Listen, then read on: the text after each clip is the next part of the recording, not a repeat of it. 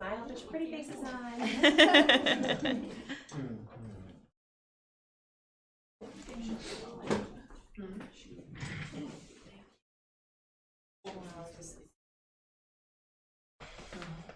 I mean, probably.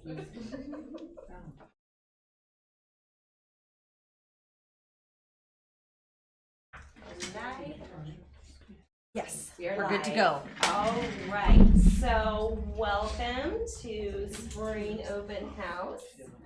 I am Mindy King with Artistic Nail Design, and today we're going to do some fun spring nail art with our Made to Be Mystical Spring Collection.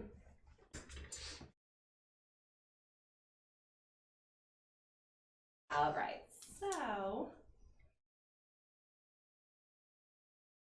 these are fun art we're going to today.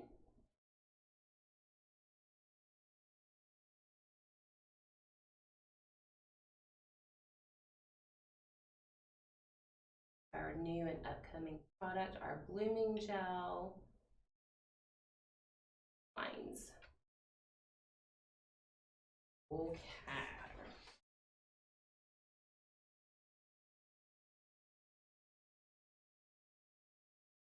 So first we're going to start off and have a little bit of fun with some of our chromes. Everybody had a chance to play with chromes yet? Yes. Like, I did. Okay, so we're going to go in with 2 coats of Dazzling Daydream. There we go. I need the white background. So Dazzling Daydream.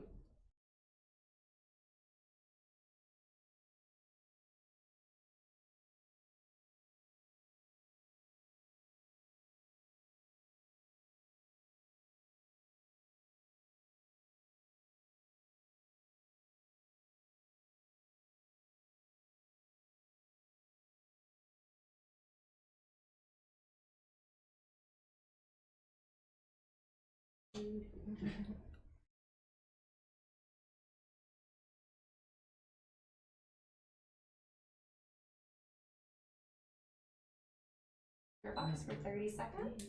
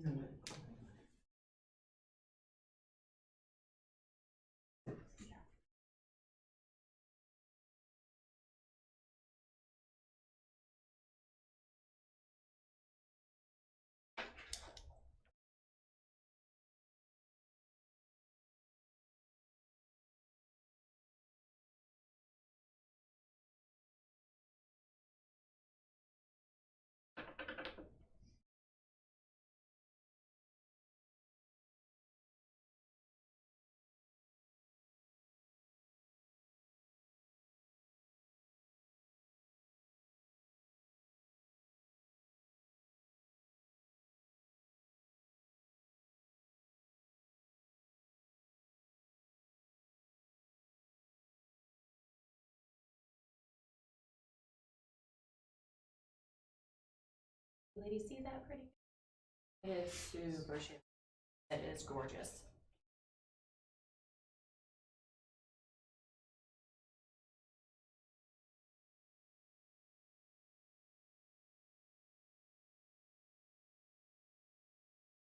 Here, I'm just putting just a little dot of each collection.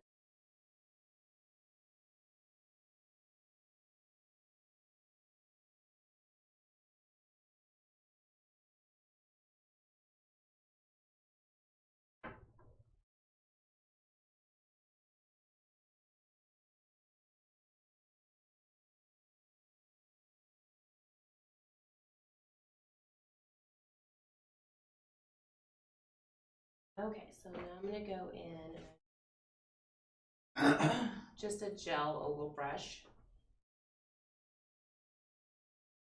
Pops of our colors. It is spring collection.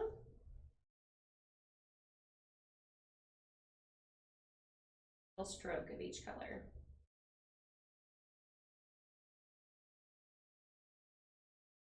No rhyme or reason.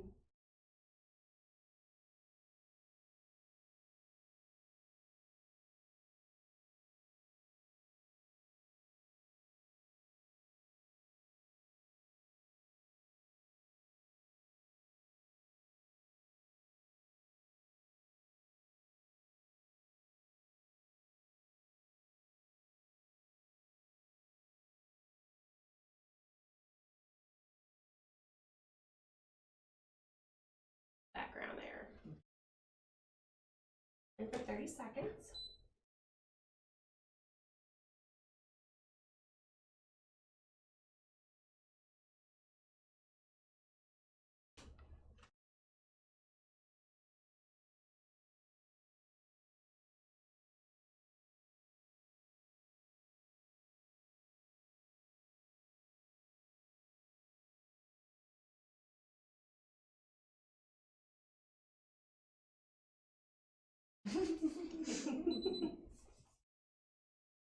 All right.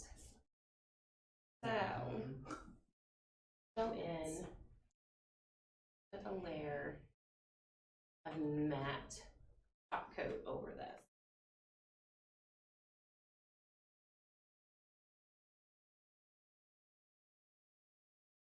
So I'm going to go in very crisp lines.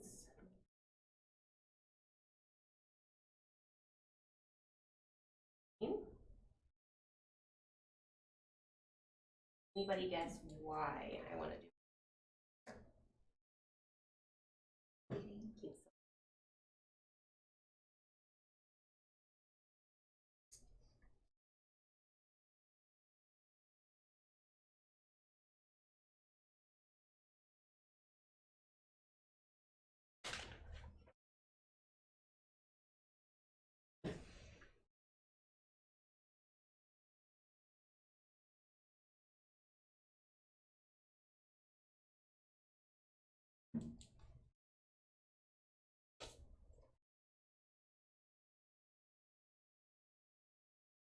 A really good wipe down with our nail surface cleanser. And make sure you get in here, especially around the edges and everything, because if there's even just the slightest little sticky left, that chrome's going to stick to it. Not getting it off of there.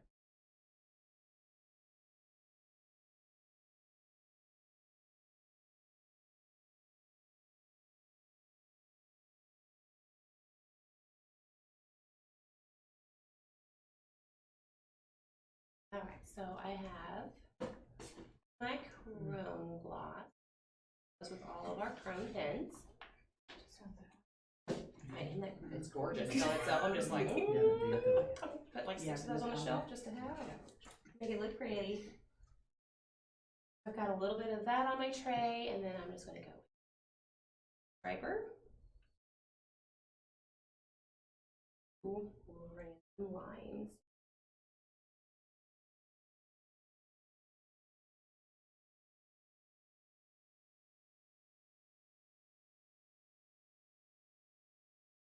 Matte background, because this is clear, I'll be able to see whatever kind of design it is there.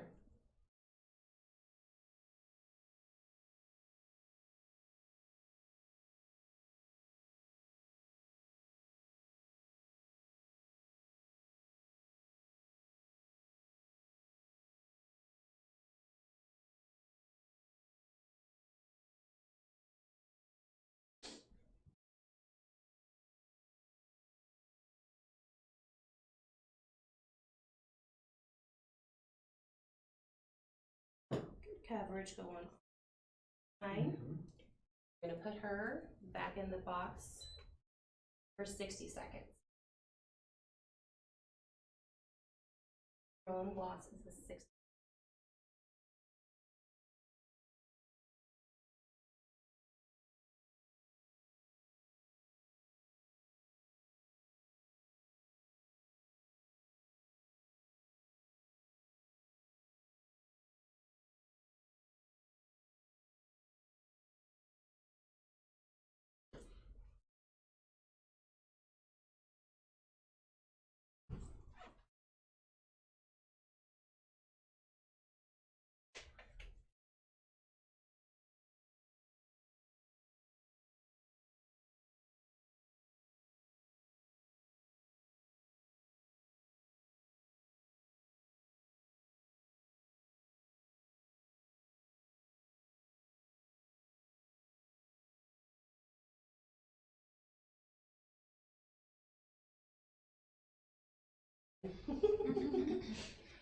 Alright, so now we're gonna go in with our holographic silver.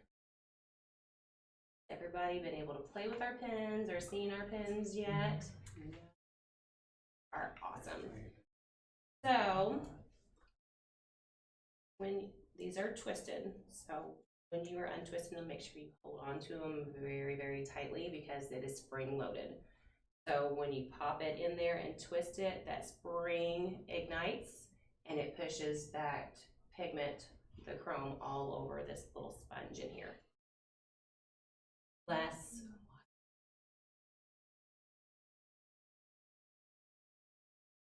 This is your applicator, and then get all of that chrome compacted in there.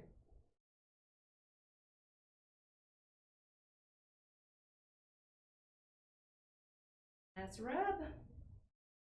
It is only going to stick from gloss.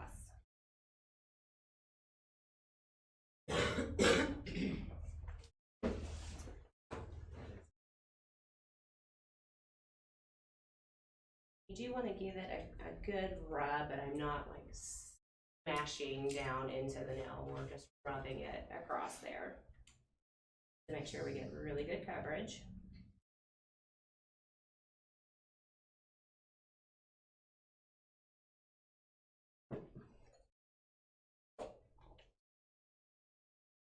Brush, take it. Everything, a really good wipe. Do not be afraid to get in there and really rub it and wipe it with your brush. It's not going to pull the pigment off of there. And you want to make sure you get any of that extra on there. So if you have a little pile of dust or something around the edges that's not set in there and holding really well, it can make your top coat chip off. So make sure it's really, really clean before you go in and put your glossing gel on top.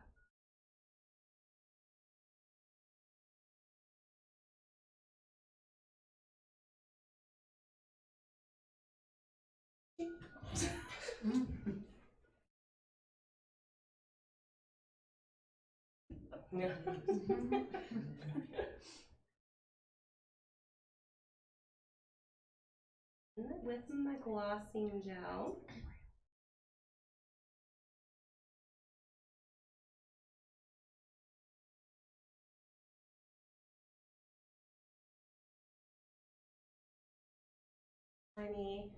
Checking my light line. Do you girls know what a light line is?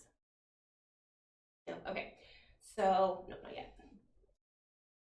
I've got her top coated, and you can. Light is. Get my finger. Yeah, I can see the light in there. So what I'm doing is rolling this around, checking the sides, because as nail techs, we'll get in a hurry and we'll just blob the top coat on there, and you don't realize you either don't have it on the sides or you have a big blob on the sides. You're blobbed up on the sides. Once that light line comes to that side, it'll do this little hump, like you can see it. So I recommend just getting in that mode before you cure your nails. Go ahead and just kind of run through there and check your light line. And that way you'll see if you have any lumps or bumps in there. Okay, so she's good to go. We're gonna put her back in the box for 30 seconds.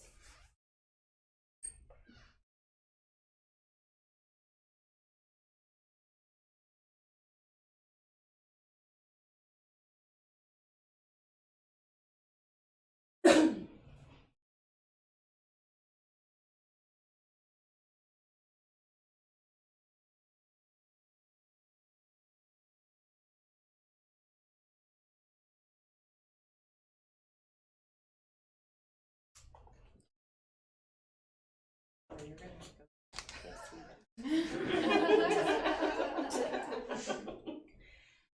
All right, so It's not you, I promise. no, but I'll start. So we're gonna go in. We've got her top coated. We're gonna wipe off that inhibition layer with our nail surface cleanser.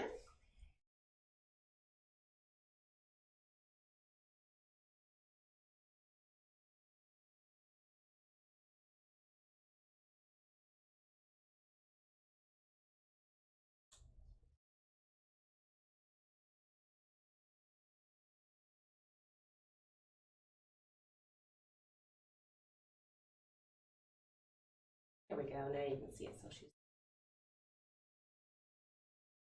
And they're just random, they're sporadic, going up.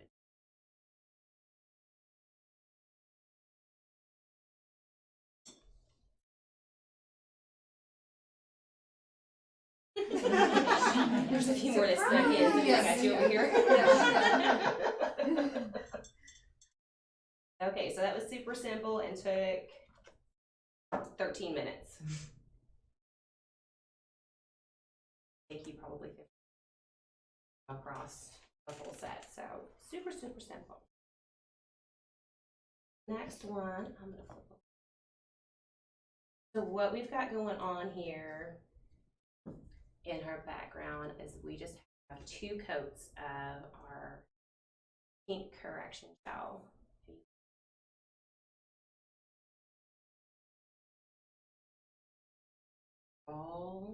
Oh my gosh, it covers up lumps It covers and bumps. everything. It covers up all the lumps and bumps. This one is our pink. It is gorgeous. It just gives a very nice natural background. Yeah, absolutely. I mean, you might have to buy it in bulk, but yeah, I'm sure it'll smooth everything out. Just don't bend over. It'll pop. Okay, so for this one, I pull it up so we can see it. We're gonna play with chrome. We're gonna play with our chrome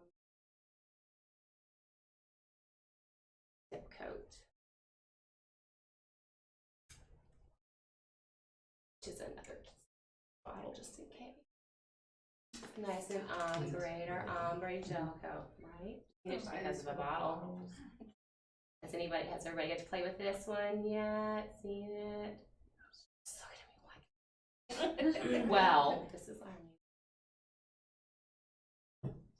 It is fabulous. It will make your life so much easier. How many people have tried to do the ombres with the little sponges and everything?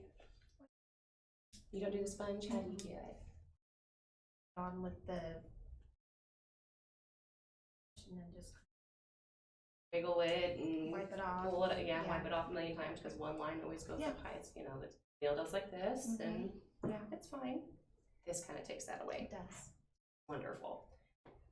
So she has 2 layers of correction gel on those. Those are 30 seconds cures, so they're just the same as our color gels. For this one, first thing I'm going to do is roll my dips. So we are using Divine Beauty, which is this beautiful that we have in our spring collection. And that one is actually the #1 color in my salon right now. Everybody wants that color. We're going to give it a good roll, make sure everything's good picked up.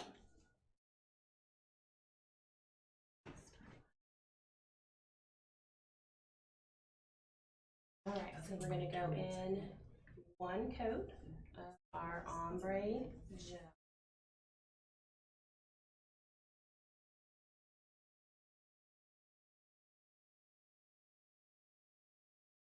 And keep it thin. You don't want it goopy and globby on there. So thin coat. Because depending on the pigment, you might need to go in with 2 or 3 coats of it. So keep it on there.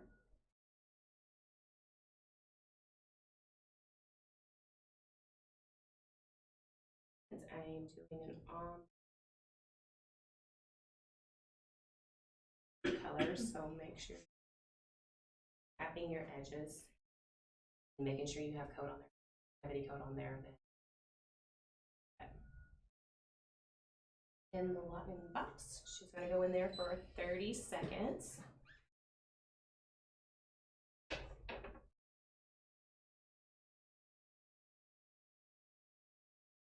So what the ombre coat does when you have a coat on there, we're going to our dip. What it does is it gets in there and it pulls the pigment out of your dip colors. We all probably have a bazillion dip colors at the salon. I don't think they're like never going to end. Like I have not even made it halfway through any of my jars So this is perfect to give us a little something extra to use those with. So it goes in and it pulls the pigments out. Always try to do like a lighter color and a deep. It's not going to work well doing, you'll get a little bit of color if you do black base and a white ombre. It's just not going to be heavy pigment. So light background, darker, vice versa, as long as there's a good contrast in between them. Don't want to go in and do a light orange and a dark orange. You'll get a little bit of a mix in there, but it's not going to be as noticeable.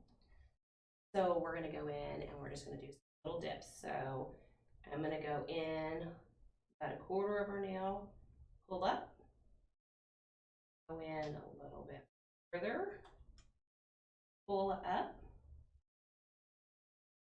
continue the process as far as I want to be.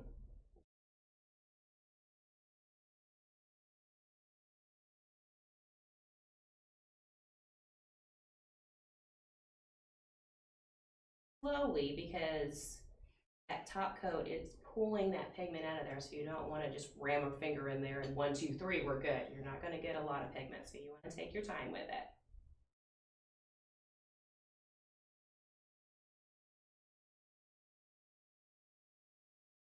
I know it's kind of hard to see on there, but you'll see it when it's right here in front of you. Up here is kind of grainy, so that has taken all the pigment that I dip a few times. It'll look like you can see it kind of pulling that pigment, seeping through. You go back in and do another dip because it's going to pull more of that pigment out.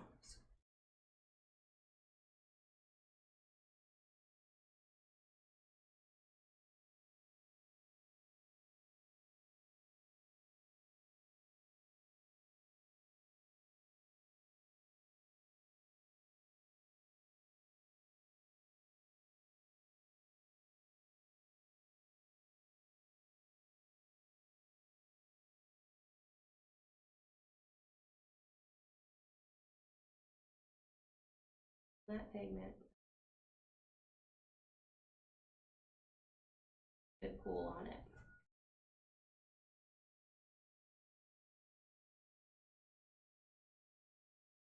Hard to see it there. I don't want to wipe it just yet. I'm going to put her in the box for a 30-second cure. That is going to continue to pull even more pigment while it's in there and doing another cure.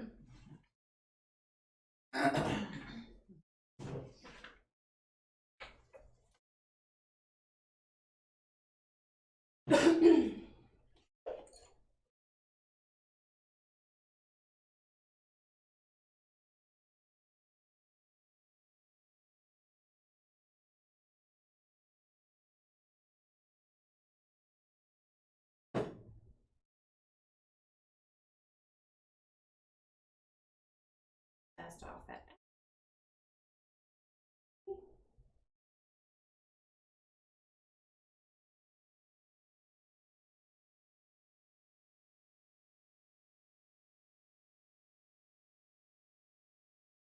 Now I can be done right here. That is a, but just to make it a little bit more intense so you else can really see it, I'm gonna go in.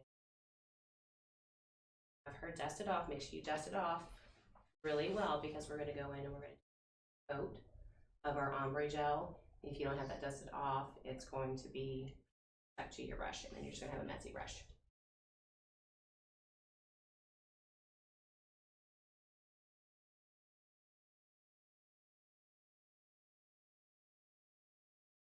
It's like a medium, and you'll notice as you're pulling it on there, it's almost kind of grainy.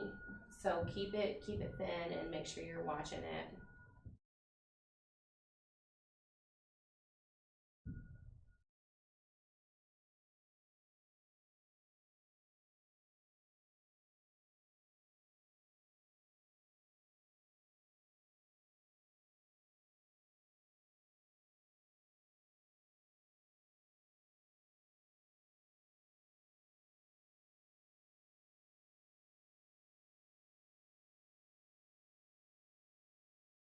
Another 30 seconds.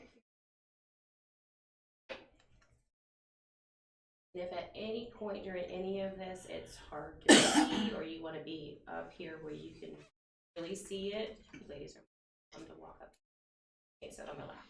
I'm just gonna tell you, you just can't sit on my lap, but you're more than welcome to slide up here so you can see it. Just don't sneeze on me.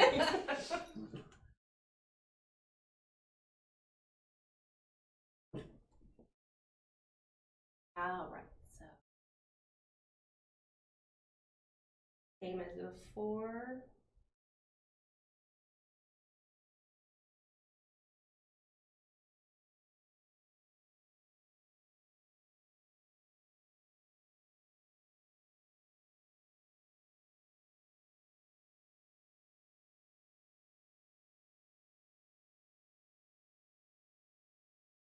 You can see as you pull it out, it's really grainy, and then just sitting here for a couple of seconds, all you that being absorbed back in there.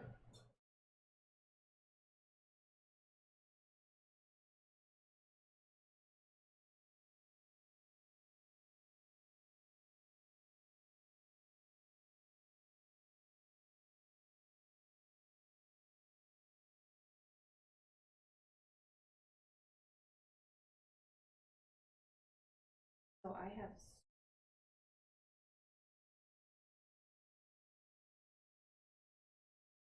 around. It took me a minute.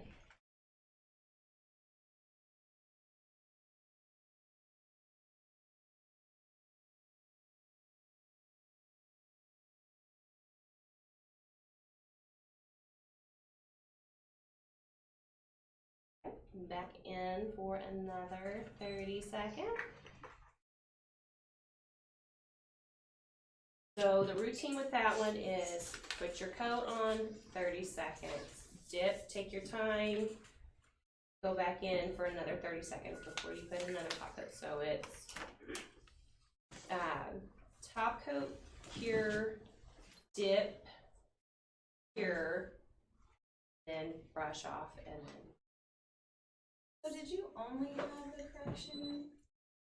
That's all that I had on her. Yeah, just 2 layers of our pink correction. So would you use that on all of them, or would you do like 2 different? I haven't started dip yet, that's why I'm asking. Okay. Would you do 2 different colors of dip? Or would you only do like correction gel before the ombre dip? The only thing that there's no other dip or anything. That she has It's just 2 layers of correction gel on there. You can go in and do. Are there different colors of correction gel? So we have clear, and then we have our translucent pink, and then our cover pink. So you can do this with gel polish.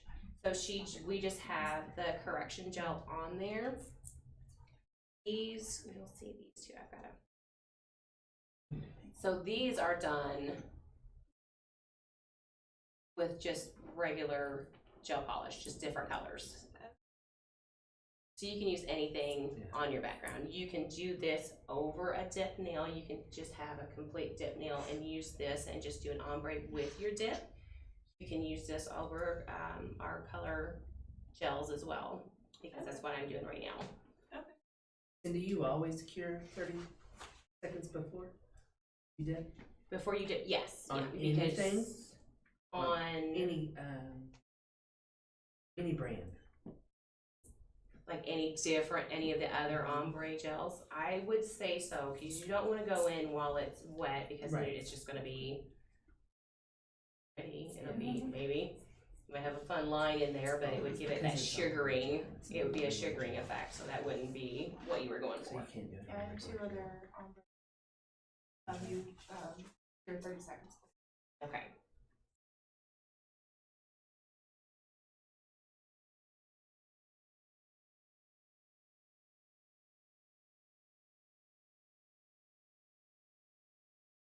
Okay.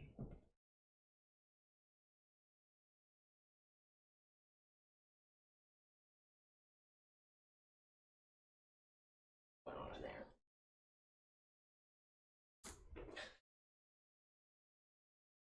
Okay, so this one here. Look, see, so you could very easily, you just have an ombre nail, you could end it there. But obviously we're gonna take it a step further. It's spring, so we're gonna add some spring fun.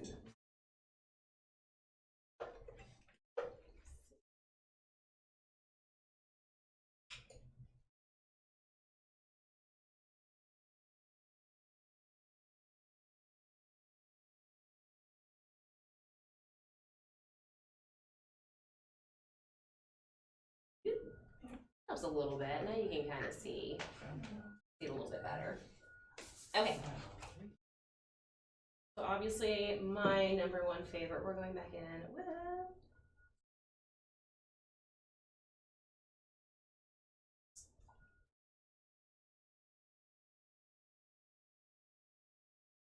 Now for the directions on the ombre, it says go in. You want to make sure you go in a glossy gel, make sure it's top coated.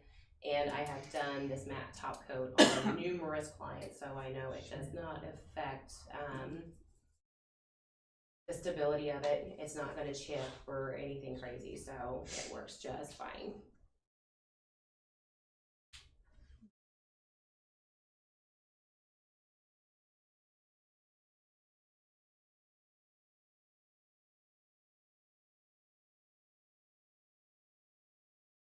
And 30 seconds in our LED cure box.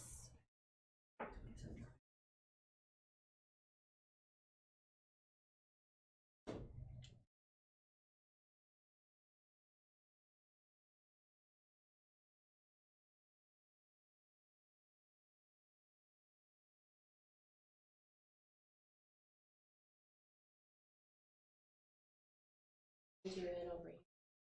Priming my brush. This is my chrome gloss top and last dish here, as I want to keep this thin as possible. I want nice and crisp lines. So to load my brush, put in there and getting it good bobbed up, then I am twisting and spinning a right on edge of my hair, so you can see a good point there at the end. An extra tip for anybody doing that, that's how you get it.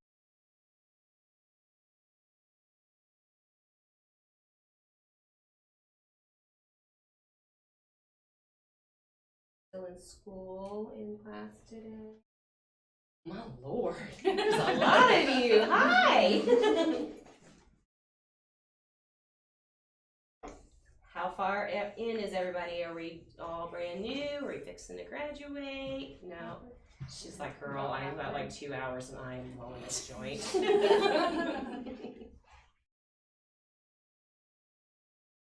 When does everybody graduate? September. September, yeah, a little bit. February.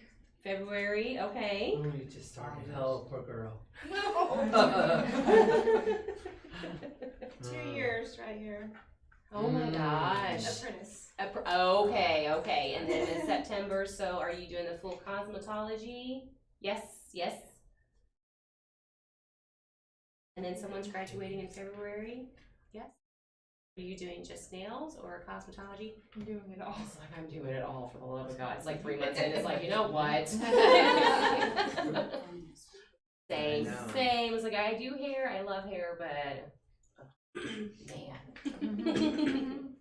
Like that 400-hour nail tech class was looking very appeasing 2 months in.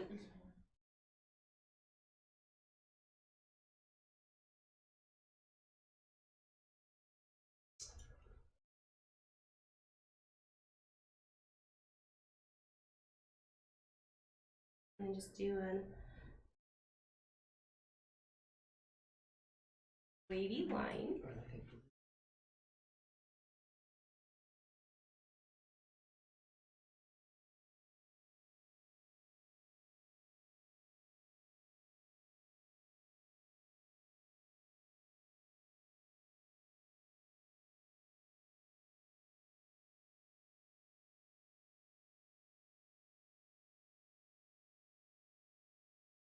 Spray.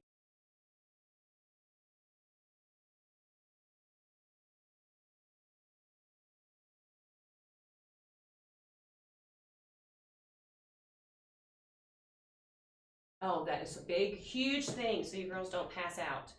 Breathe. Holding your breath does not make your lines any straighter, I promise. You're going to shake more because there's lack of oxygen, so work on that. Breathe the entire time. If you have to, like when you start your line, hold your breath, but as you are doing the full line, breathe out. We're breathing that line right out of you. Don't.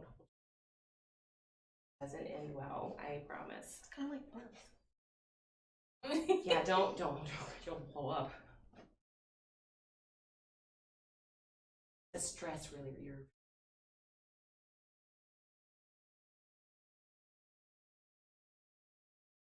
tear out.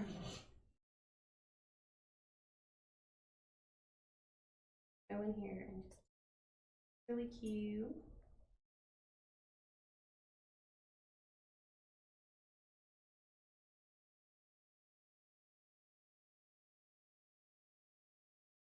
But since I have my matte top coat in that background, this is not moving. So I can take as long as I need to, stopping and talking to you ladies.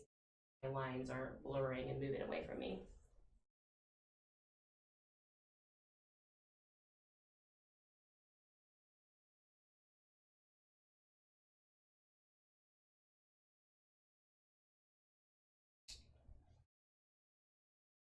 Going in, adding just lines here to my straight line.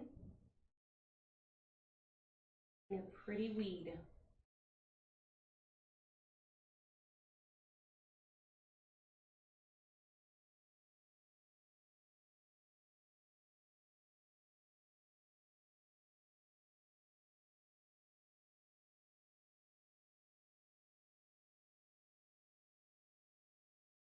It's very detailed. Primed and twisted the whole time because I want a very sharp point.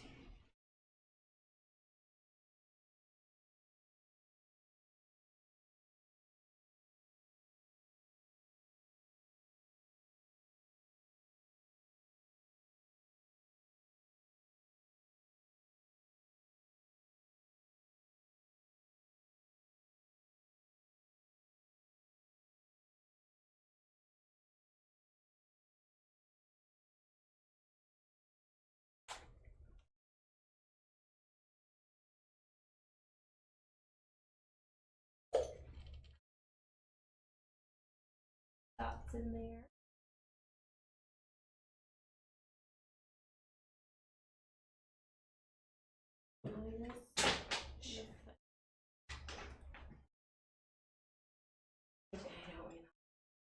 The next one.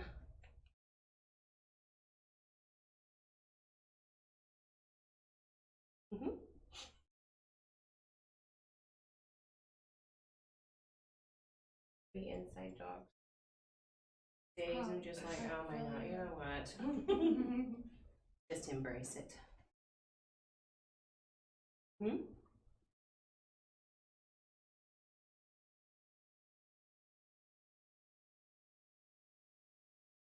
Oh, it's clean. Allow me. Just don't worry, Mom. I'll take care of it for you. It's because it smells so good. Right? Yeah.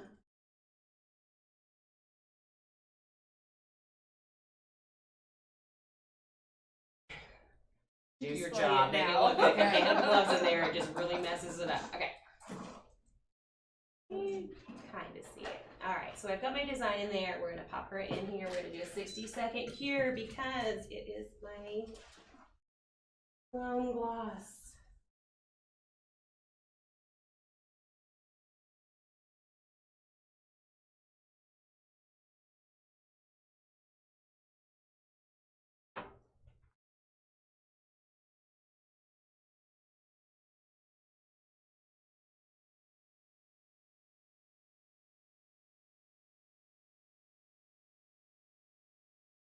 Mom is blowing a cone up. Hey, Mom. Are you in class? Yes, I am, actually.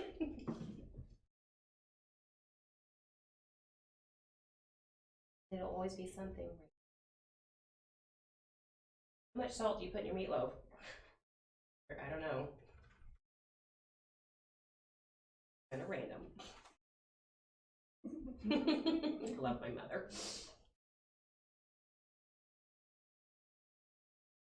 Of contact for everybody. Congratulations. Okay, so this is another chrome pin. My pink opal. This one is gorgeous. It shows up very, very pastel-y on any light color. It is gorgeous. This is definitely my favorite, my go-to. You gotta have to pick two that you need to have. Go with the pink opal.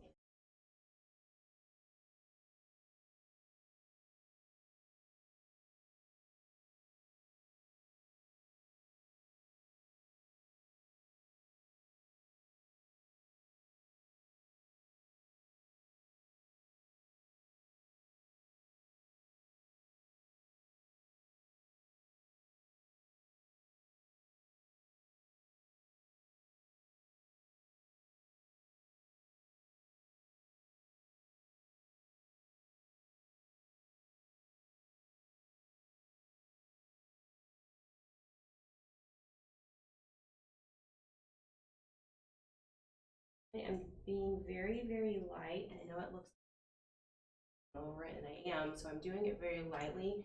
The more you rub, the more just tiny, sleek. You don't see the little, it almost looks like you've got little speckles of glitter in it. This really shines it up the more you. It's awful. Thank God Boo's not here yet. He'd be all over that.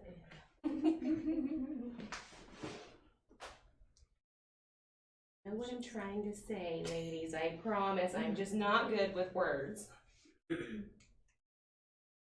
Wipe it.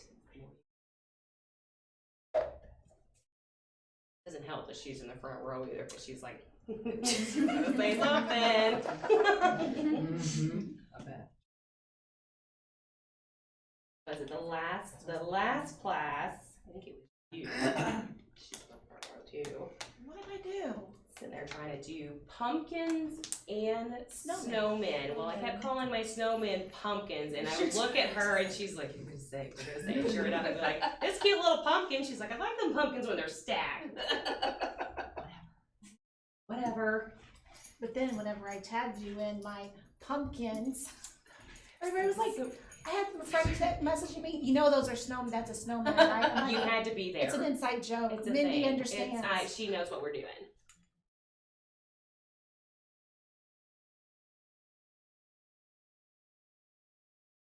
There we go. Let's kind of see.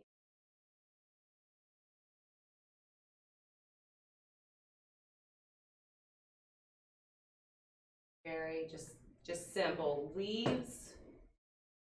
My pretty weed, I call it. I don't know what it. Maybe a baby fern would be more. So we will get her Fern Gully. Gully. Batty coat is my favorite. My friend just got a puppy that looks like Oh my goodness. I had a chihuahua that had big old ears. We called her Batty coated because she wasn't.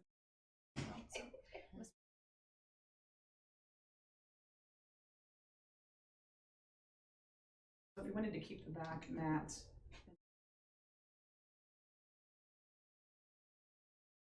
It can be done. Very, yes, so you would go in with your glossing gel and cover your design all over again, because it has the top coat on it, or you'll wipe it right off of there. Right. So it can be done. I don't know that I would do it. I mean, yeah, you could. You very well could. So there's a few designs that I've done that with, but yeah, they're super intricate unless you've got a lot of time and a lot of patience. It'd be beautiful. It'd be beautiful. Right. Your hair probably won't be. That might venture into the 50s.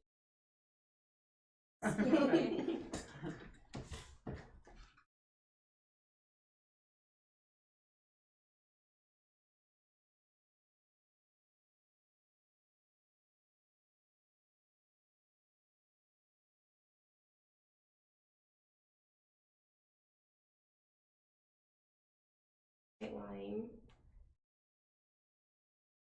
Pretty good. So when you're at the end of this, because you are drawing on it, if your lines get bulky and you can see the lumps and bumps, go in with a second coat of embossing gel, or if it's just got really heavy handed and it's really thick, go in with clear correction gel, because what that product is made for, it gets in there and it just evens everything out, fills in those lumps and bumps, and just makes a nice surface for you again. I like Spanx for your nail. It's a perfect nail. Perfect nail in a bottle. That's gonna be my Spanx in a bottle. Okay, I'll let you turn around this. That, I know that was kind of hard to see. Sweet. Oh, Ooh, that's so shiny pretty.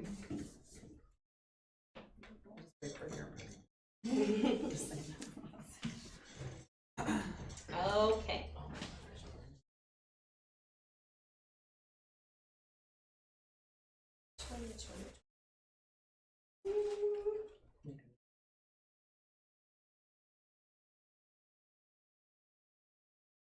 Ladies, ready for some more lines? If you're like, yeah, let's go ahead and knock out the basket. Okay, so we're gonna do our basket weave. It's not overly hard.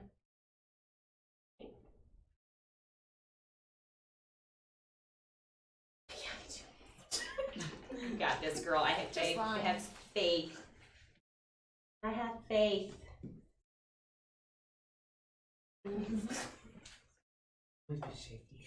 Okay.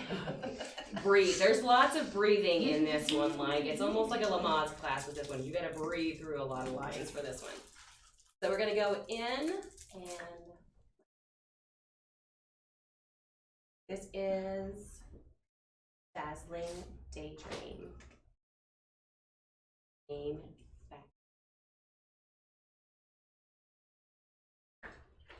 We're gonna go in with 2 coats.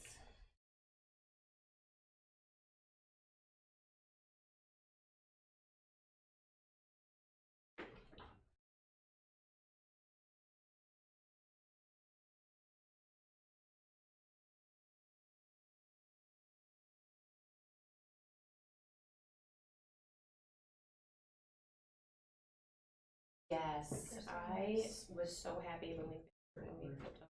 So our brushes for our polish, we are rounded, which is perfect because they can go right up to that cuticle and actually go with the nail versus the square ones. It doesn't always smack the side of the nail and made a mess with our square ones. So these are a huge lifesaver.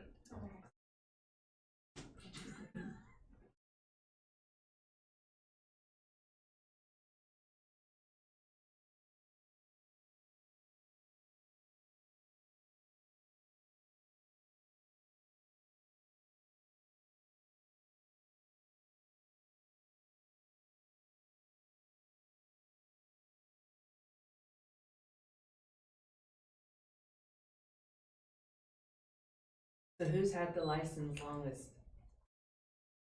The hair license. The hair lighter, who's 10 years and up. Raise your hand. 15 years and up.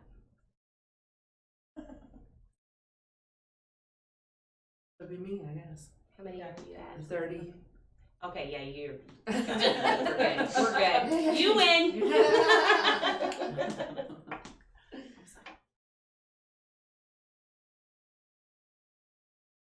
Don't like to admit My that. oldest, I was pregnant with my oldest. He's 28. So. My oldest was 2. Yeah. But I had started.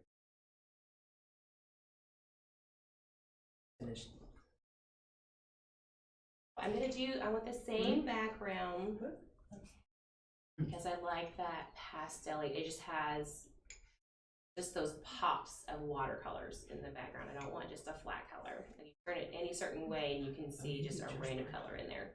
So I'm gonna do the same background that I did on our first one.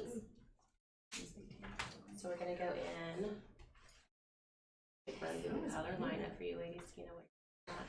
This one is our Goddess of White. Gorgeous, gorgeous. Oh. This is probably going to be one of the favorite yellows that we've had.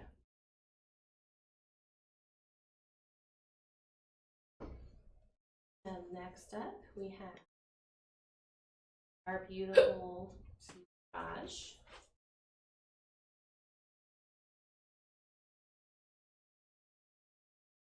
It is a deep purple, but it's also sort of a muted purple, but it has a lot.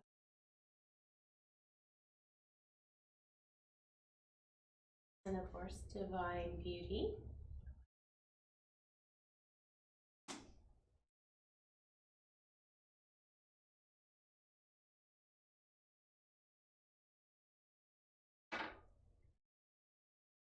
Next up is our Isn't It Magical? A really pretty peachy coral.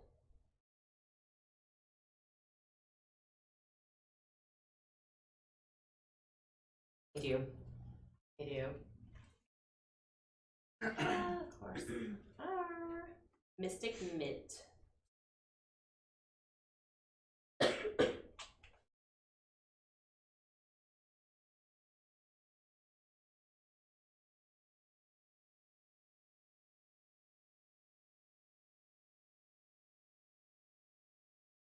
It's a gel brush. It doesn't have to be anything fancy. No Picasso on it. We're just throwing random colors and random.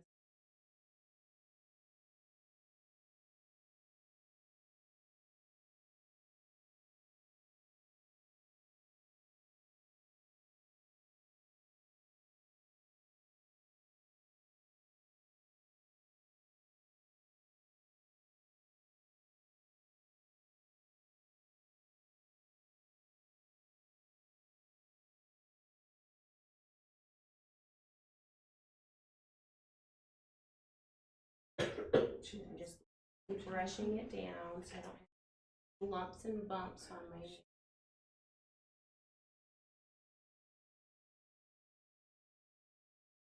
muted, just kind of really pretty watercolor and having that really pretty shimmer in the background definitely makes it pop. So we're gonna go in.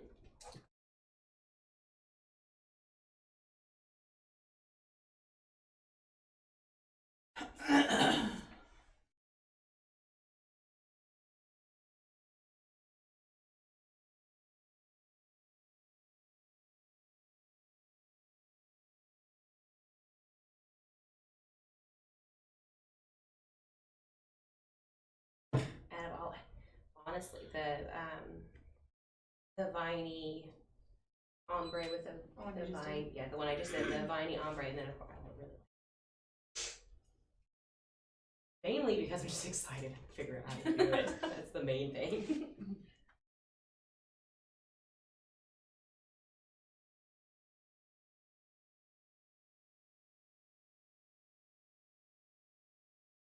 Okay. Because I'm doing a lot of lines, what do I want to put on top of it? Matte. Ladies in the back, you're gonna have to get on it. These two up front are jumping on it before you. You said matte too, didn't you? Yes, you did. I can't leave you out. You'll get one too.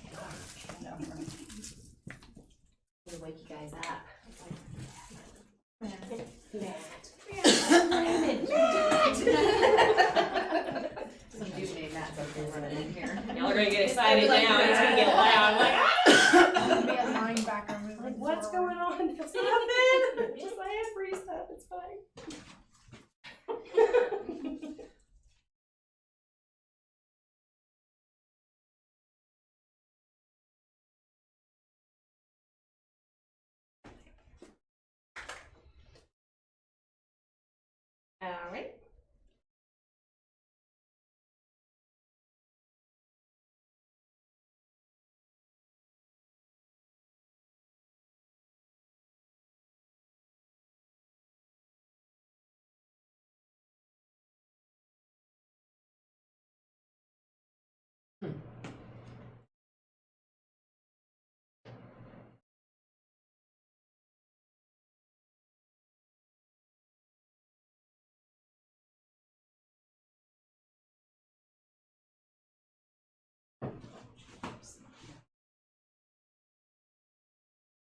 Get that one in.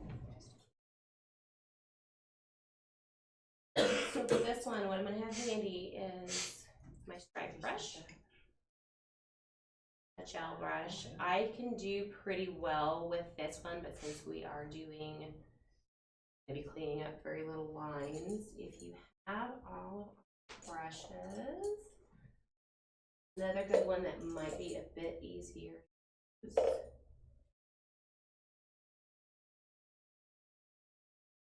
Little bitty, it's number 7 gel brush, so it's really, really little.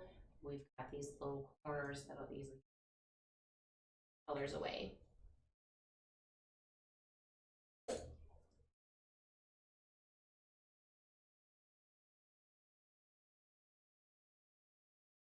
Brush.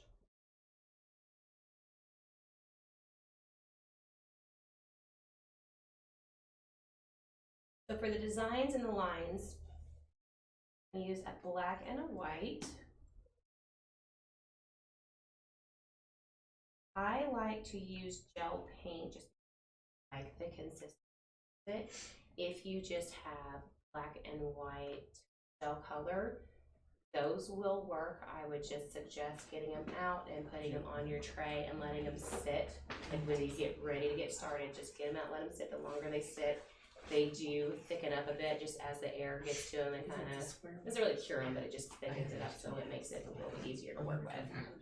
What brand of gel paint do you like?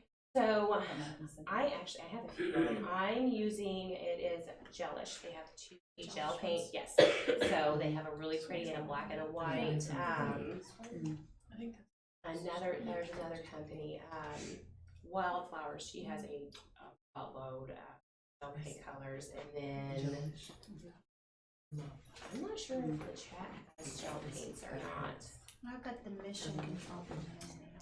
I'm not familiar with that one, but so Gelish, and then I played with Wildflowers is good, but obviously Right. I do like theirs. Someday, my fingers and throwing fits like, hey guys, these all the time.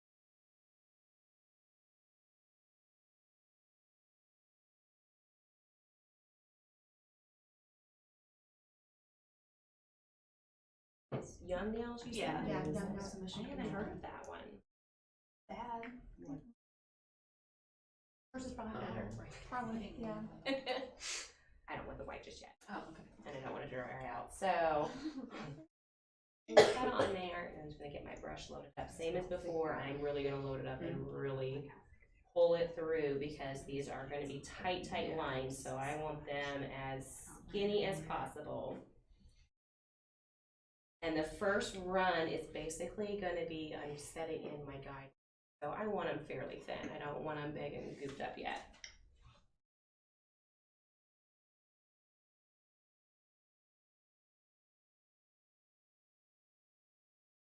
Have a paper or have a way to get it down, I would go find that I'm fixing it. It's a whole lot easier. We're gonna go in.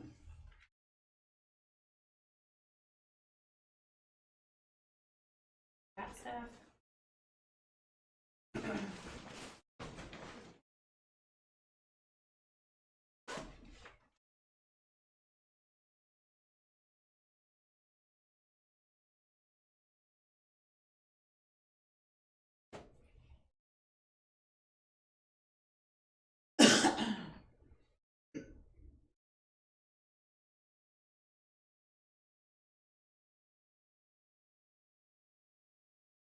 Stripe.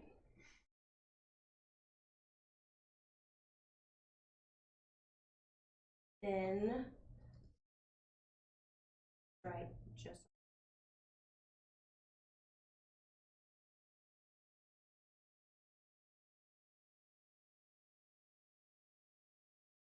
this design. In minutes, you can actually make the want to.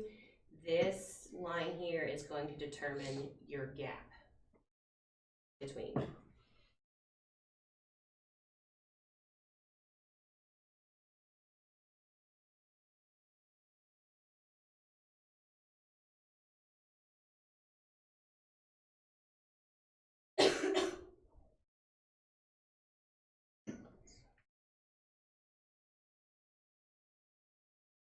I'm gonna start my over under basket weave kind of takes effect. This top one I want underslot.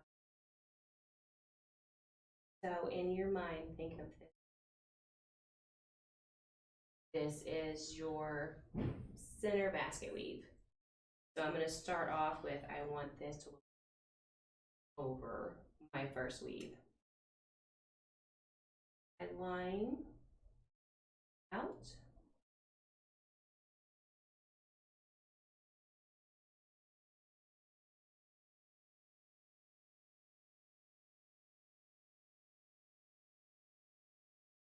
The next line is going to be,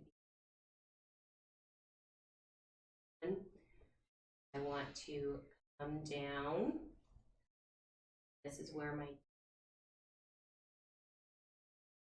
go from outside line, outside line.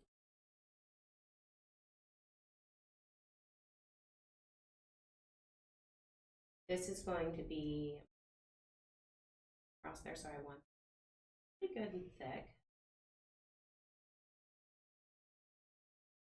Outside to outside.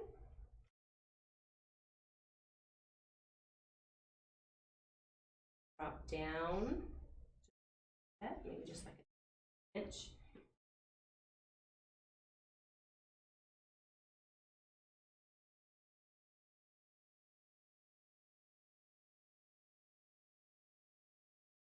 Who does that? I mean, is that a good? Well, who would have thought?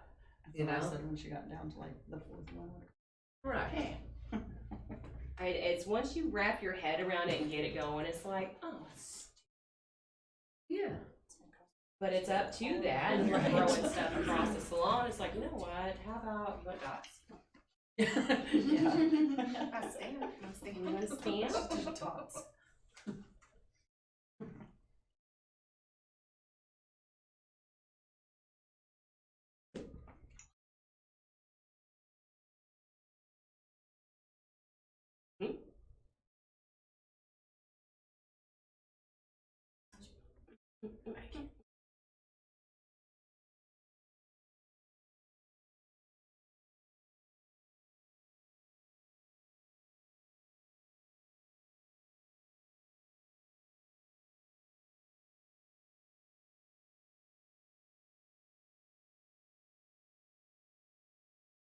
Help you keep the lines straight. I've noticed that you're actually turning the finger, Yes, especially kind of keeping okay. your breath still and turning the finger. Yeah, so I can't stress enough, your client, I mean, move their finger. Don't let them sit there and, you know, stretch their fingers out on you and just become stiff as a I'm always board. trying to Grab just their keep the finger fingers, still and move my especially- brush, but I just especially keep back doing here by that It's like, knuckle. Roll their finger. They're not gonna fight with you.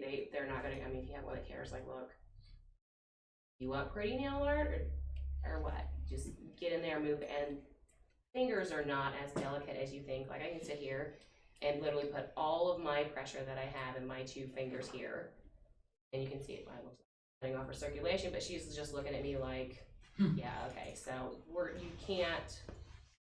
You're a bodybuilder. I don't know. You're not gonna break anybody's fingers. So don't be afraid to get in there and move your client's hand around.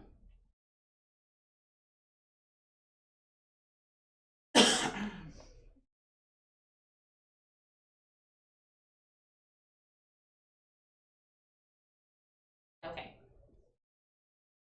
So it's literally outside, inside, inside, outside, inside.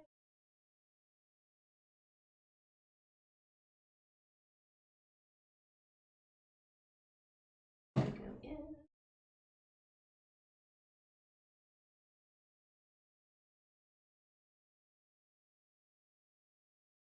I'm just using my no surface cleanser and pull away the lines that I don't want.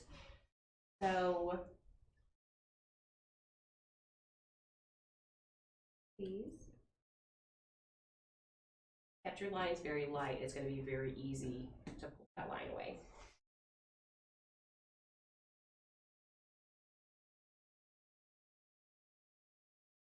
And then you can see your design a little bit better.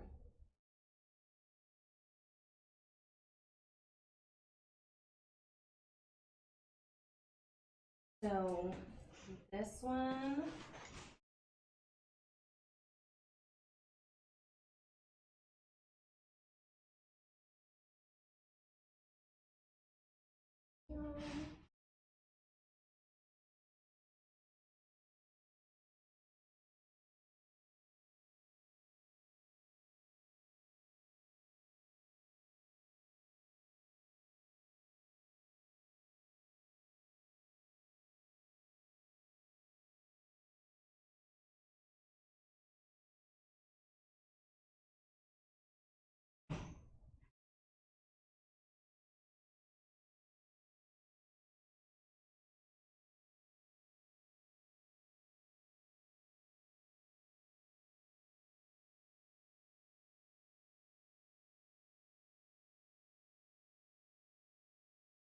What I'm wiping my brush with, it's just nail surface cleanser. I've just dipped it in a little bit of nail surface cleanser, and that's what I'm pulling my lines away with.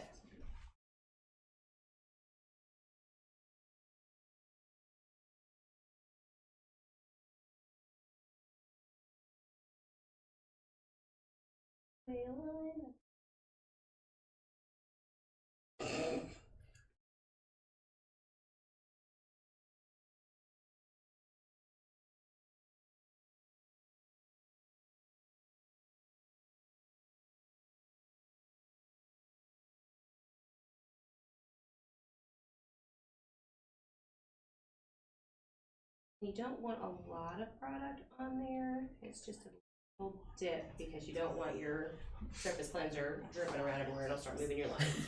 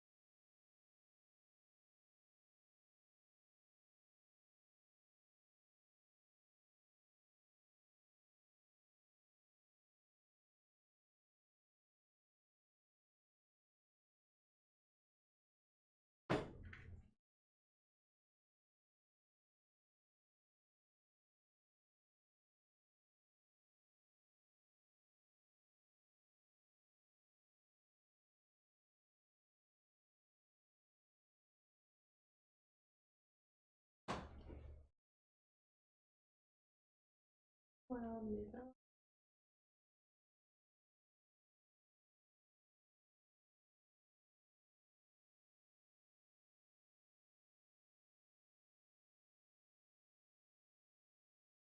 Does it come into light? Okay.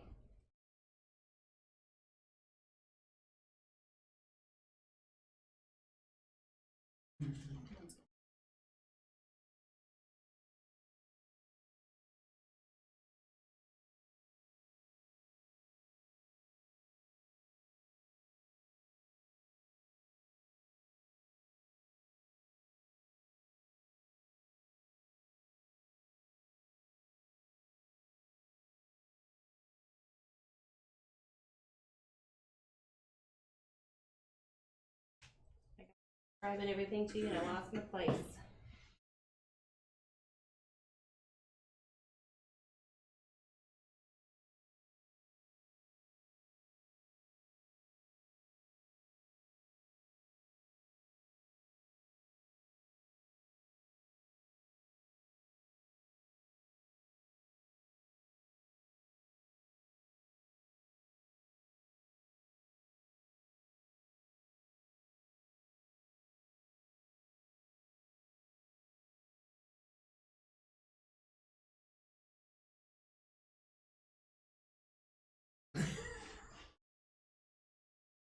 I'd be damned. Oh. Who'd have thought? Who'd have thunk it?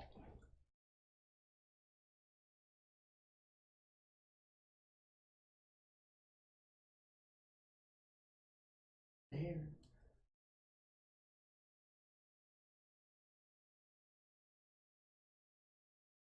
That one.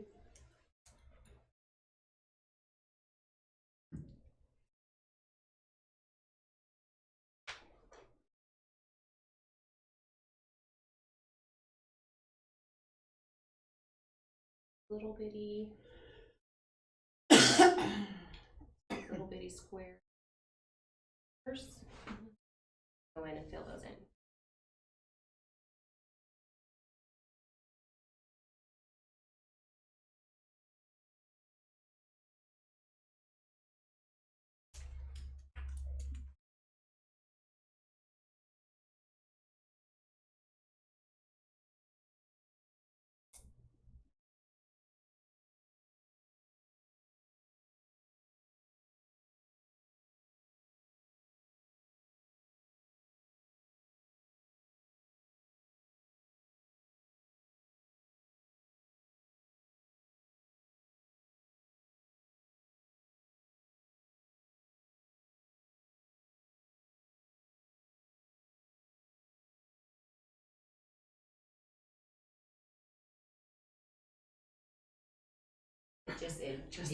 Just before your I eyes, just like just the I shadow. found it. Made it like 3D.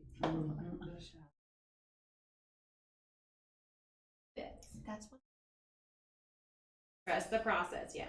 You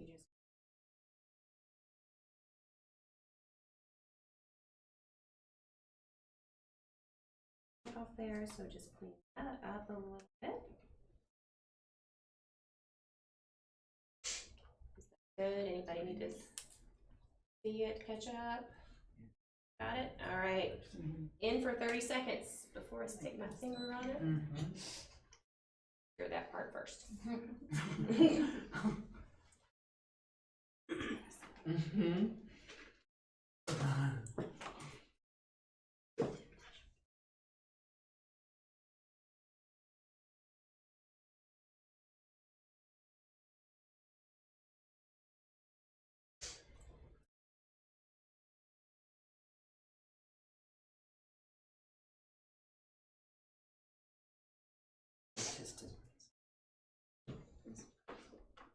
Load up our brush again.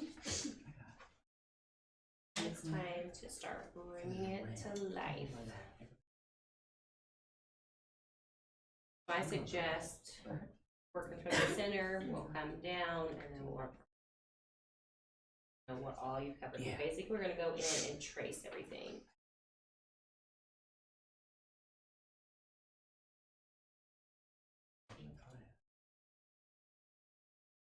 With this design, I am curving my lines a little bit. I don't want a ridiculous amount of product on there, but we definitely want to see it because now we're going to go in and start shadowing everything.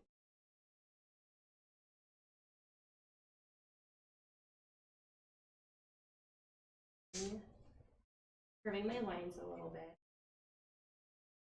It helps try to actually imagine a weaved basket. And they're kind of thin or they're curved out.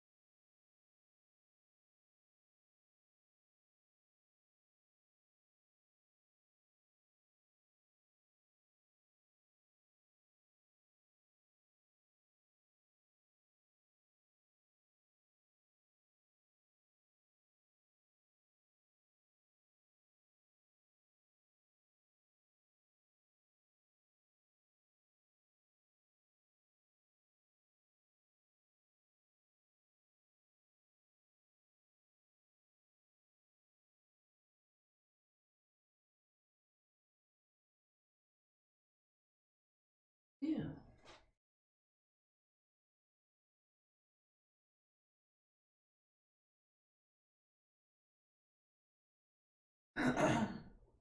You could very, very easily be done.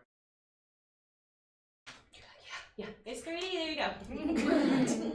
We're done. But I said I was going to challenge you ladies a little bit, so. We're not done. But wait, there's more. For $19.99 in Xanax after class, we're gonna go in and do some shadowing. I was gonna say, I thought there was some shadowing in there. Are you using brown? Huh? Your shadows that you're gonna use? For the shadows, it's black. Oh, sorry. So what I have done, Do you cure that first? or- nope, we're not curing this. So this Okay. is our second coat, and that's just We don't the cure. straight black. We're not curing because we're gonna use that extra, and we're gonna pull it, and that is what's gonna make our shadow. Are those brushes That's what I was available here? asking.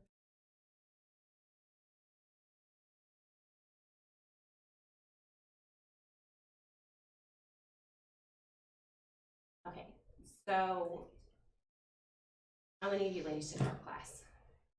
In high school, Well, like, like I won't yesterday. say how many Like years ago. yesterday. So think in your mind, remember we all had to do the cones and the cylinders and you gotta do your shadows. So keep that in mind when we're here. So we know that this one, this first box, we know that that is on top. So that is going to be front and center.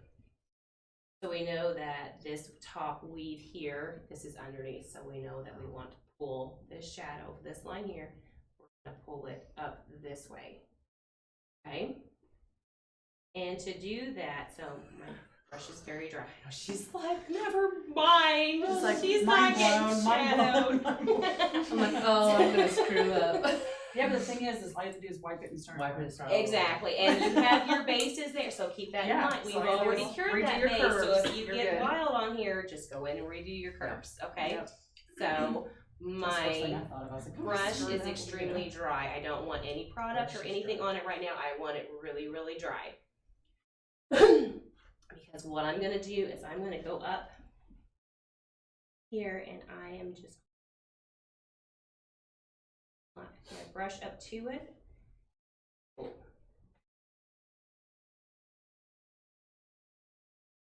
I'm anxious. Mm-hmm. Remember, it's not thick. And you know what? Guess you missed a line. Because there's no product there. So we're gonna add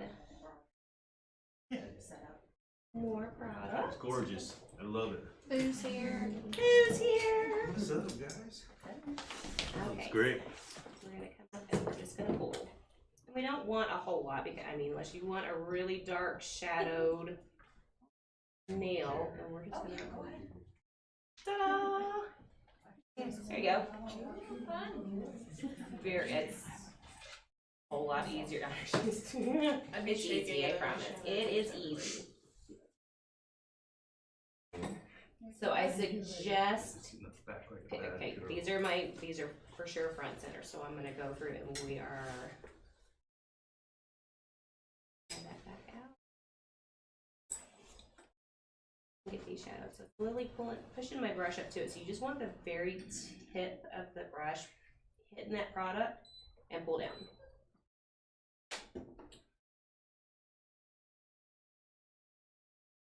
And it does not take much. Because this is still a pastel-y Easter basket, so I don't want overly shadowed. When you're doing other designs and you want more shadowing, just add more product.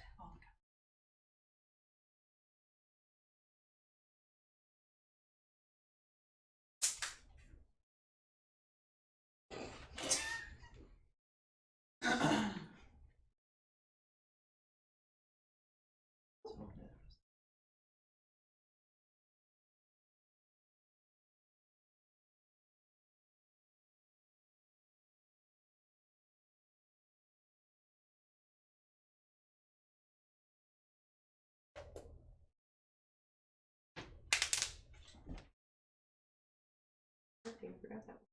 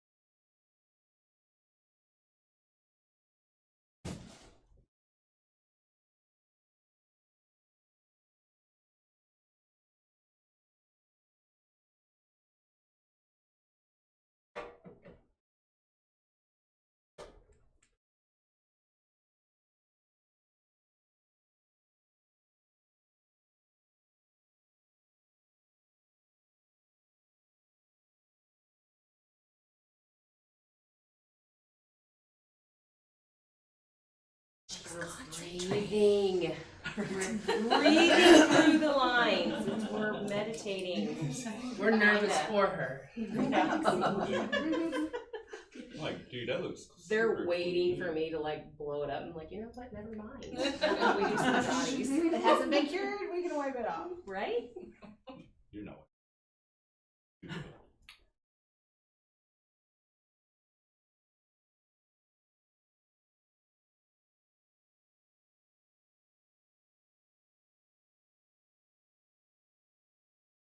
I swear, if a client looks at it, they will room it right through the top of that Right. light, and they're just like, oh! You messed up my nail. It always happens. And I ain't fixing it. How many times have you done that, Grandma?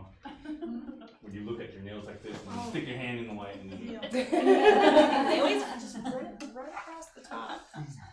And it never fails. It's the And they wait until after it's cured, I think I hit it. Girl, you know you hit it. There is polish dripping off the front of the light. I seen you. I know, I flipped mine over. Programmed to hear that. Oh, little yeah. drag marks on the top. Oops, we don't want that one. All right.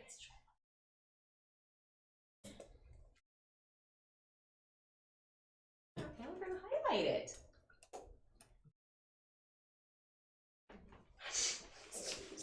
She's like, I quit taking notes once you got to the shadowing. Like, these girls get 3D, you ain't get no shadow, that's all you get. Thank you. Same as before. Load it up extra, really thin. And we only want the highlight.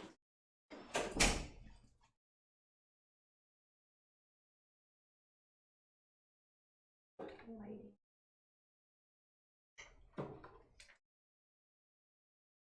More intense than I need. Very, there we go. Very, very thin. Whatever. It's great.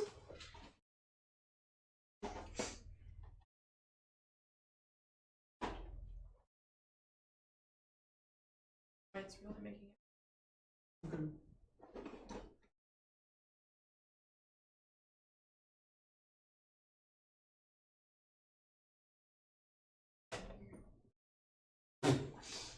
No, girl, don't even think about Yeah, it. she would want this.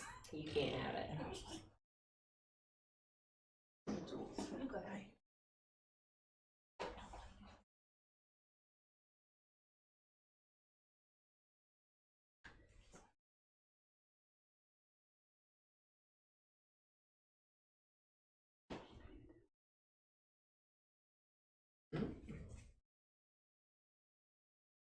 How many of you guys have tried this design already?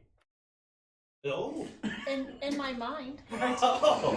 Right You started now. watching someone's YouTube video? Right.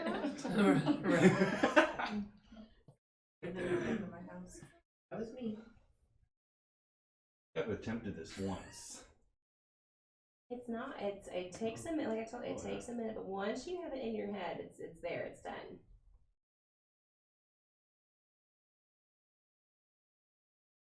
There she is.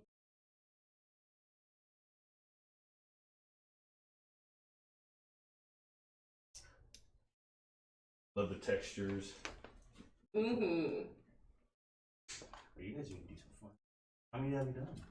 We have 3. We've done 3. Yeah. We've been talking. So I threw the big ones in there. What time we got? Throw some of it super. Be prepared, because I can talk like I know I'm just gonna be knocking an auctioneer up here, girls. We're slapping this one here and this one. We're gonna cure both at the same time.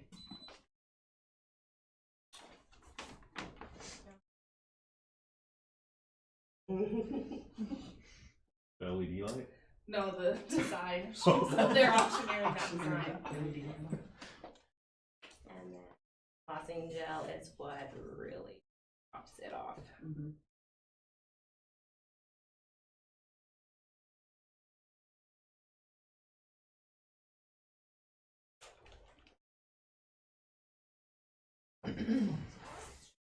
Don't let it go anywhere. Don't just leave it. Just leave it.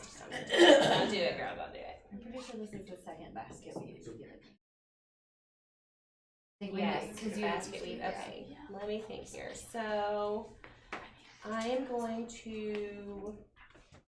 We're gonna do the dot design because it's super simple and huge thing for spring this year. Dots, geometric lines, geometric shapes, but dots is going to be a huge thing. So I definitely want to show the dots at you, and then this super fun, crazy one. Super easy. It looks crazy, but it's super easy. So we're gonna run through that one real quick because I can definitely knock those out. I made like 8 nail pieces. I'm like, I got 2 hours. I'm not gonna be able to fill that time, and then we start talking. I forgot. I think ours is gonna be Huh? I think ours is gonna be like 30 minutes. I'm sitting here dragging my feet, like, okay.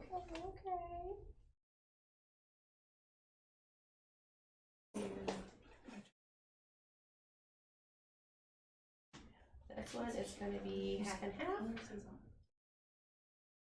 Her nail is going to be Mystic Minutes. I'm going to go in with Isn't It Magical? And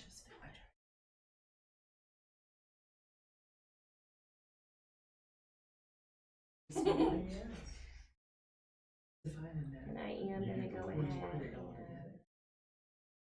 umber those together a little bit so I've got that nice blend. I like it. And it's pretty just like that. Super simple. So pro tips, I've just blended those with my brush. Keep your brush white before you put it in your polish. You're not going to contaminate it with extra colors.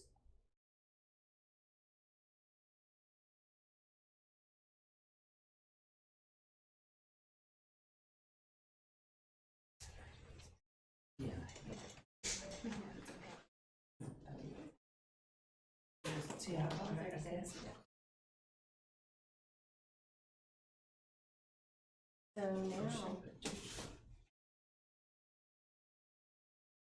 now we're gonna flip them.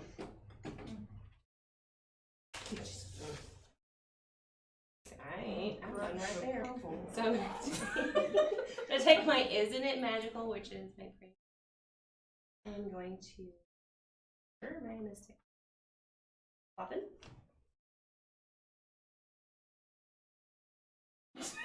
Huh? I ain't the only one. It's gonna be like one of those, you know, wacky, you take that creeping Oh, and relieve.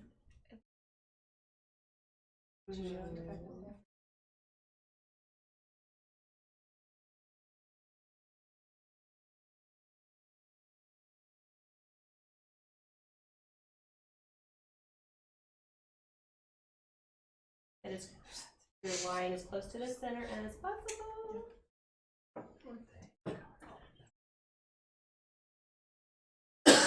Going in, back in with my gel brush. Yep. With that point. Don't worry.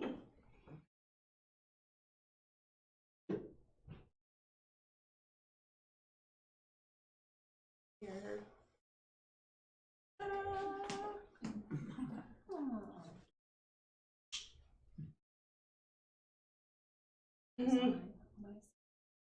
It's really I keep bringing you girls super easy, but I wanted to bring a couple of mind teasers this time.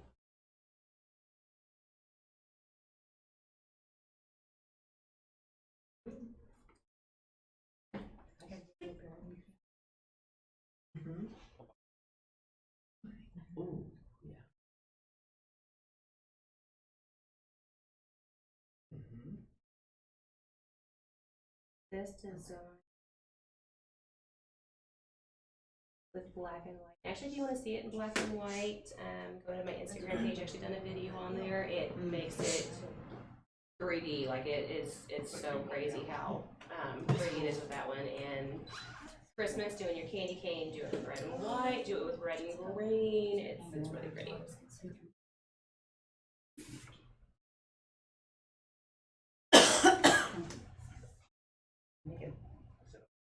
You didn't? Do 2 more.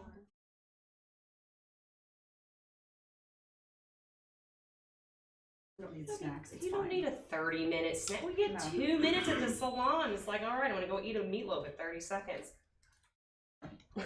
If that. Okay, so we're gonna top with flossing gel. So I've kept the layer that I put on there, I kept it pretty thin. It's overly thick and you can see you've got like really deep ridges because you put a little bit too much product on there.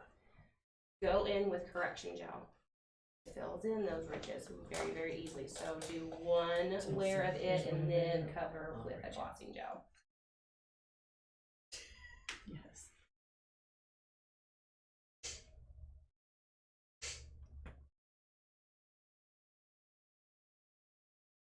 And show you the dots. This one is going to be 2 coats of white.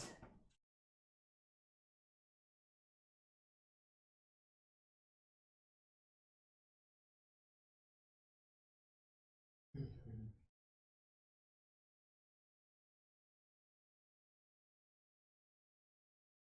You put like a ring and then black on top. Yes. No, I've definitely done that. Another one would be make a really just the same as we just done, just abstract colors, just splashes of color everywhere, especially with neons. Cure it, cover it with black, and go in and do either cheetah prints or zebra. Zebra was my biggest thing, and it's gorgeous.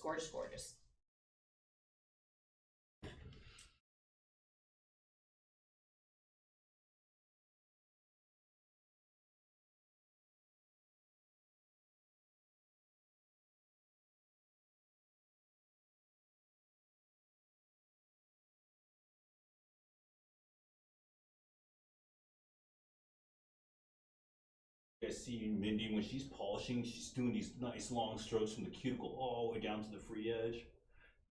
Nice long strokes like that, that's gonna get you the smoothest finish. Yes. And then when you cap, and she's getting that little tip, you don't want to blobber on a whole bunch of stuff, creating a lip on the edge.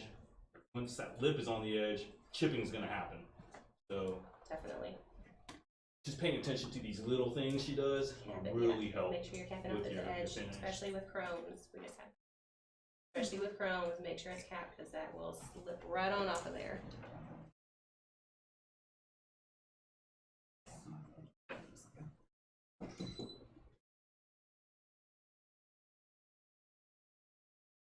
Okay. Got us some white. Ombre gel coats. We're doing another ombre.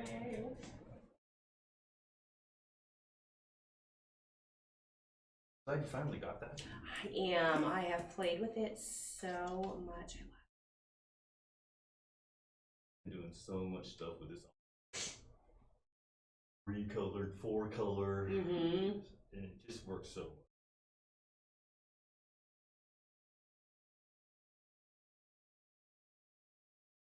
30 seconds. It is now.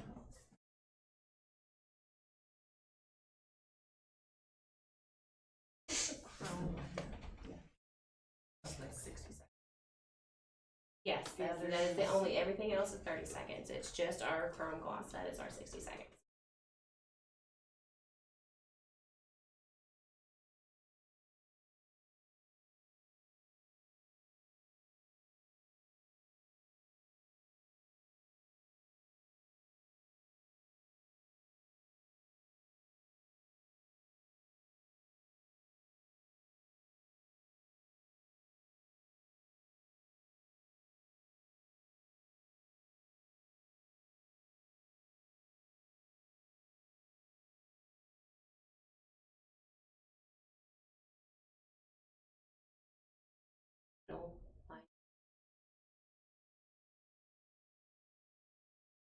I want the majority of my pigment at the end there.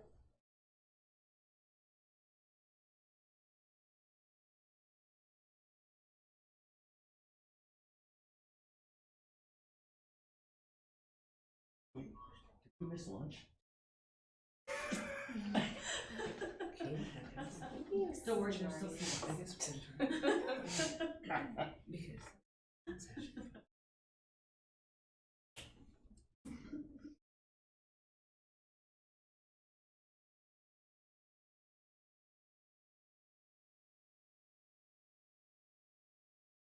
Wait a second, Sam. This, it's really pretty just by itself. And thankfully, so that yellow is very pastel-y, so I can get away with doing just the one coat with the dip.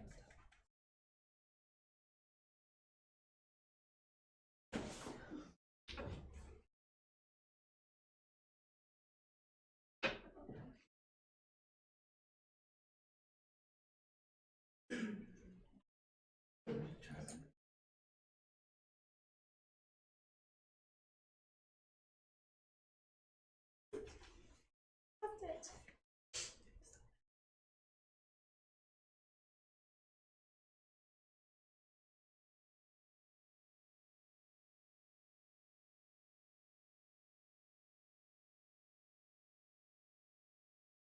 That coat. Same thing, I am gonna go in with my matte because I want dots.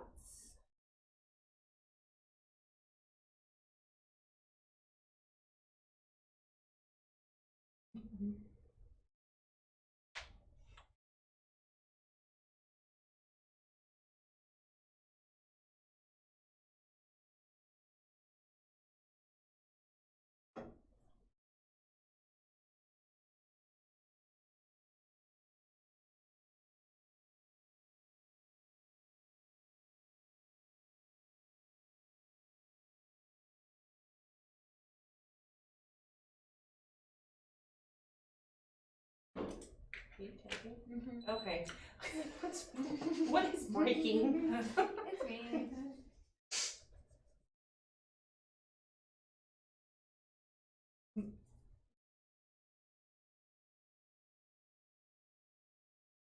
It's me.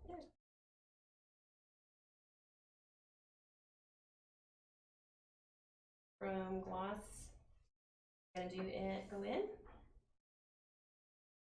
Thick dotted design.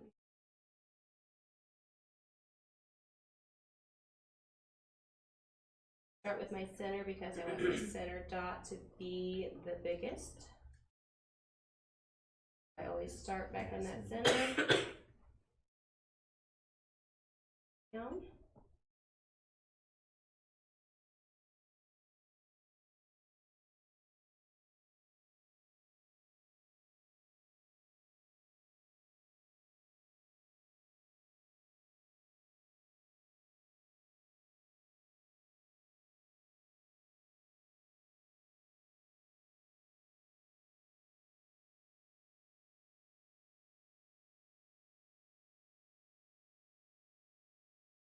Light. How long does she go on that light? 60 seconds. You said 30. Girl! 30 twice. 30 twice. 30 twice! That, I think, Gelish is using 60. I even had it wrote down. Okay, no fibbing. Who said 60 off the bat? You don't count. Raising hands. Who said 60? She's like, I did back here. Thank you.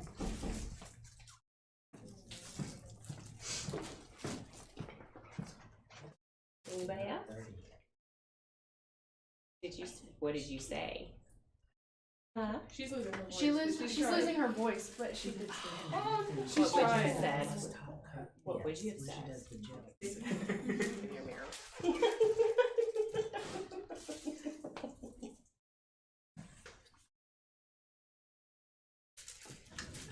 My grandma said 66. Pink opal. Does anybody love this one. This is like the perfect Mm. Easter. I'm gonna get mine.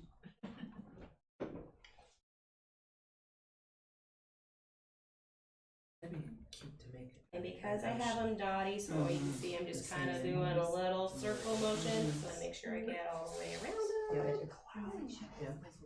Looks like morning dew Morning dew. She said she's. on a spring morning. Oh, yes. Yeah.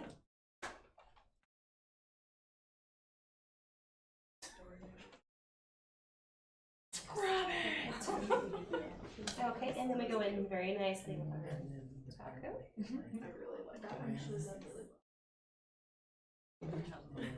Double white. Yep. Oh, girl. well. Look cute, like a girl's laptop.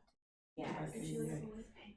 That's kind of what these look like. It's just really pretty pearls, and you're not having to glue them on there. Yeah. Okay.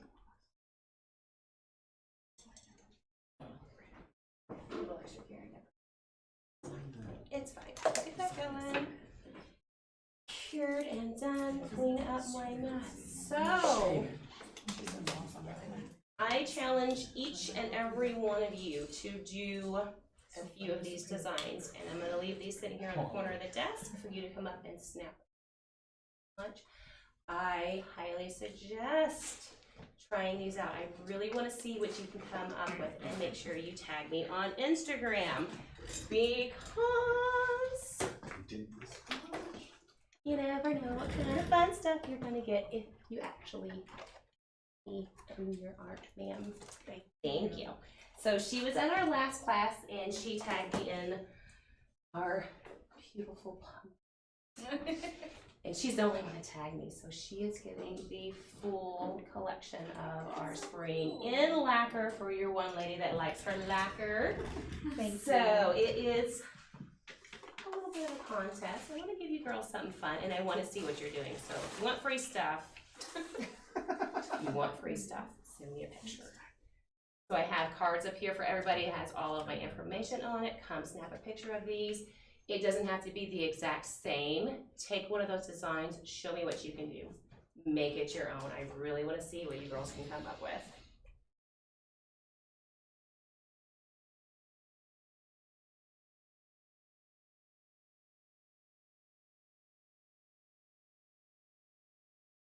No longer sticky. And you ladies can see what we've got going on there. Go walk around, show them what you got. I think it is officially lunchtime. Let me lay everything out here while I'm cleaning. Oh, stay. No.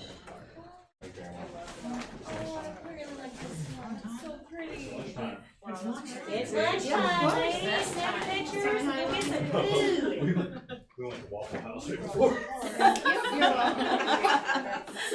It's like one of the worst parts. It's nasty. Does anybody have any questions?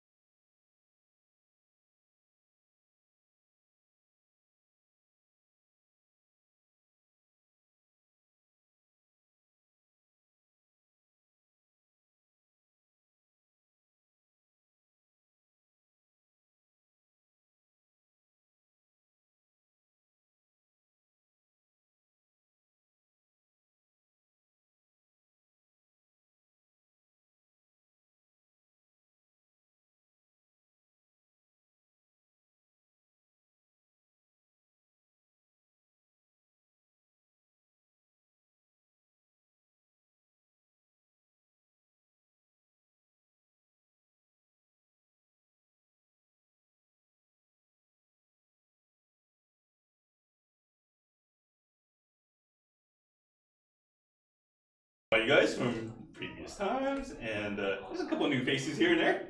But my name is Vu. I'm a Dean of Education for Gelish. I've been in the nail industry for about 20 years, and done celebrities, done the covers of NailPro, done a bunch of stuff in this industry. And one thing I can say, it's a great industry. It's an amazing industry. Met my wife in this industry, met my grandma from this industry, met my mother-in-law from this industry. All the positives I've gotten in life are from this industry, but it's tough. It's a tough road, but there's a lot of open doors that open up that we don't think about. A lot of times when it comes to nail techs think my only dream, my highest goal is to own my own salon someday.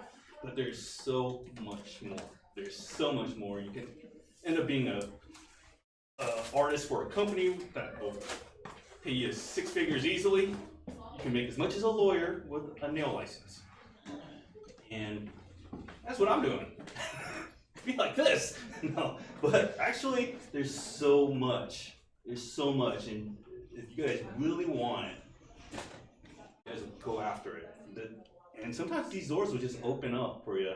How it started with me was every door was closed. When I first started doing nails, this is about 20 years ago, no salon wanted a man working there, especially a man all tatted up.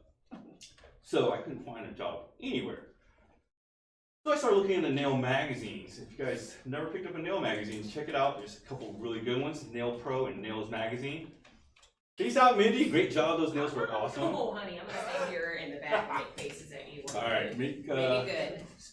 keep grandma company. Okay. My grandma's 89 years old, so she doesn't look very frail. You babysitting? You babysitting? Grandma's put up with a lot from me. And I've never thought that doing nails would have me travel around the globe. And everywhere you really think of, like every continent, been there. So, and I never thought it would have happened from doing this. I never thought these gloves are so tiny. I'm getting a new one. But you know, there's so much available out there, guys, and from someone that's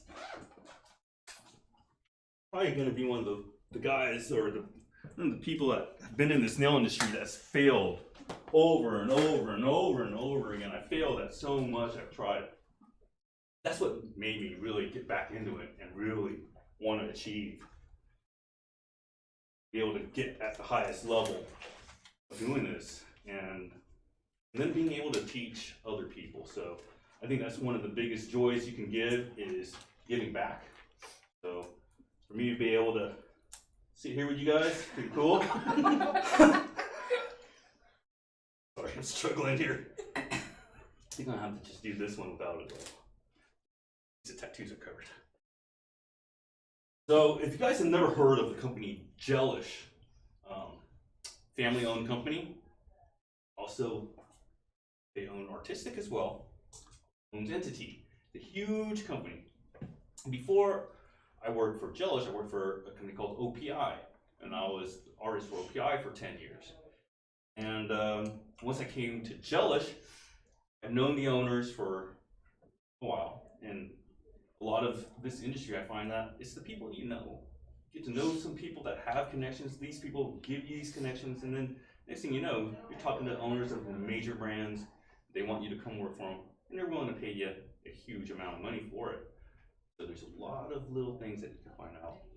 But Gelish being a family company, it's the last family company, which I find amazing when it comes to nails, for it to be a family company at this level, where they're making some of the best products you can find, and if there are any issues, since it's family owned, you don't have to deal about the board of directors. You don't have to deal with your normal corporate world.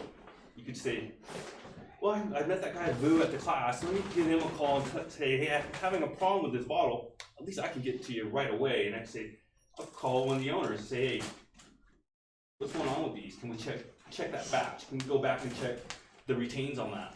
So there's a lot of things we can do as a family-owned company that can help you, the users of our products. So we make it so things get done fast and we can do it really quick. There are 3 owners of the company, Danny Hill being one of them, and he's also one of the guys that taught me how to do nails back in the day. There's also David Daniel and Gary Don Tingler. So 3 owners own Nail Alliance. Nail Alliance owns Gelish, Morgan Taylor, Artistic Entity, Red Carpet, on and on. They own a lot, amongst the 3 of them. Let's start this off in a good way with some free polish. One's called Seafoam. How many of you guys have heard of that color? Well, good thing about Seafoam is Morgan Taylor also has matching gel polish. And I'm gonna have to short you guys, but come back to you guys later. Being a gel polish and a lacquer, so I just handed you guys out some lacquers. Lacquers are great. Morgan Taylor, a lot of people don't know, is that the same people that come up with the bulk of the ingredients to make OPI also provide the ingredients for Morgan Taylor. So, and actually a lot of the ingredients in Morgan Taylor cost slightly more than OPI to make. So even though OPI sells for a little bit more, this actually costs more to make than OPI. All right, so I'm going to show you guys on one finger. Here, let me see if I can. Right, put on soft gel tips. You guys have probably seen them before. You guys already know what they are. They're these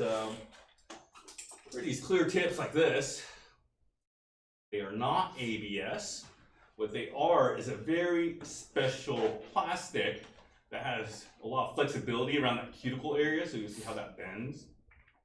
A lot of flexibility. It's very thin here at the cuticle, and then it will taper off into being slightly thicker at the tip. So most of your strength when we put this on is going to be right here where that natural nail is, filling in that void when you turn the finger over. And sideways a little bit. I know it's a little uncomfortable. But there's a void, there's a gap in there, that cavity in there, and that cavity can be filled with 2 different products.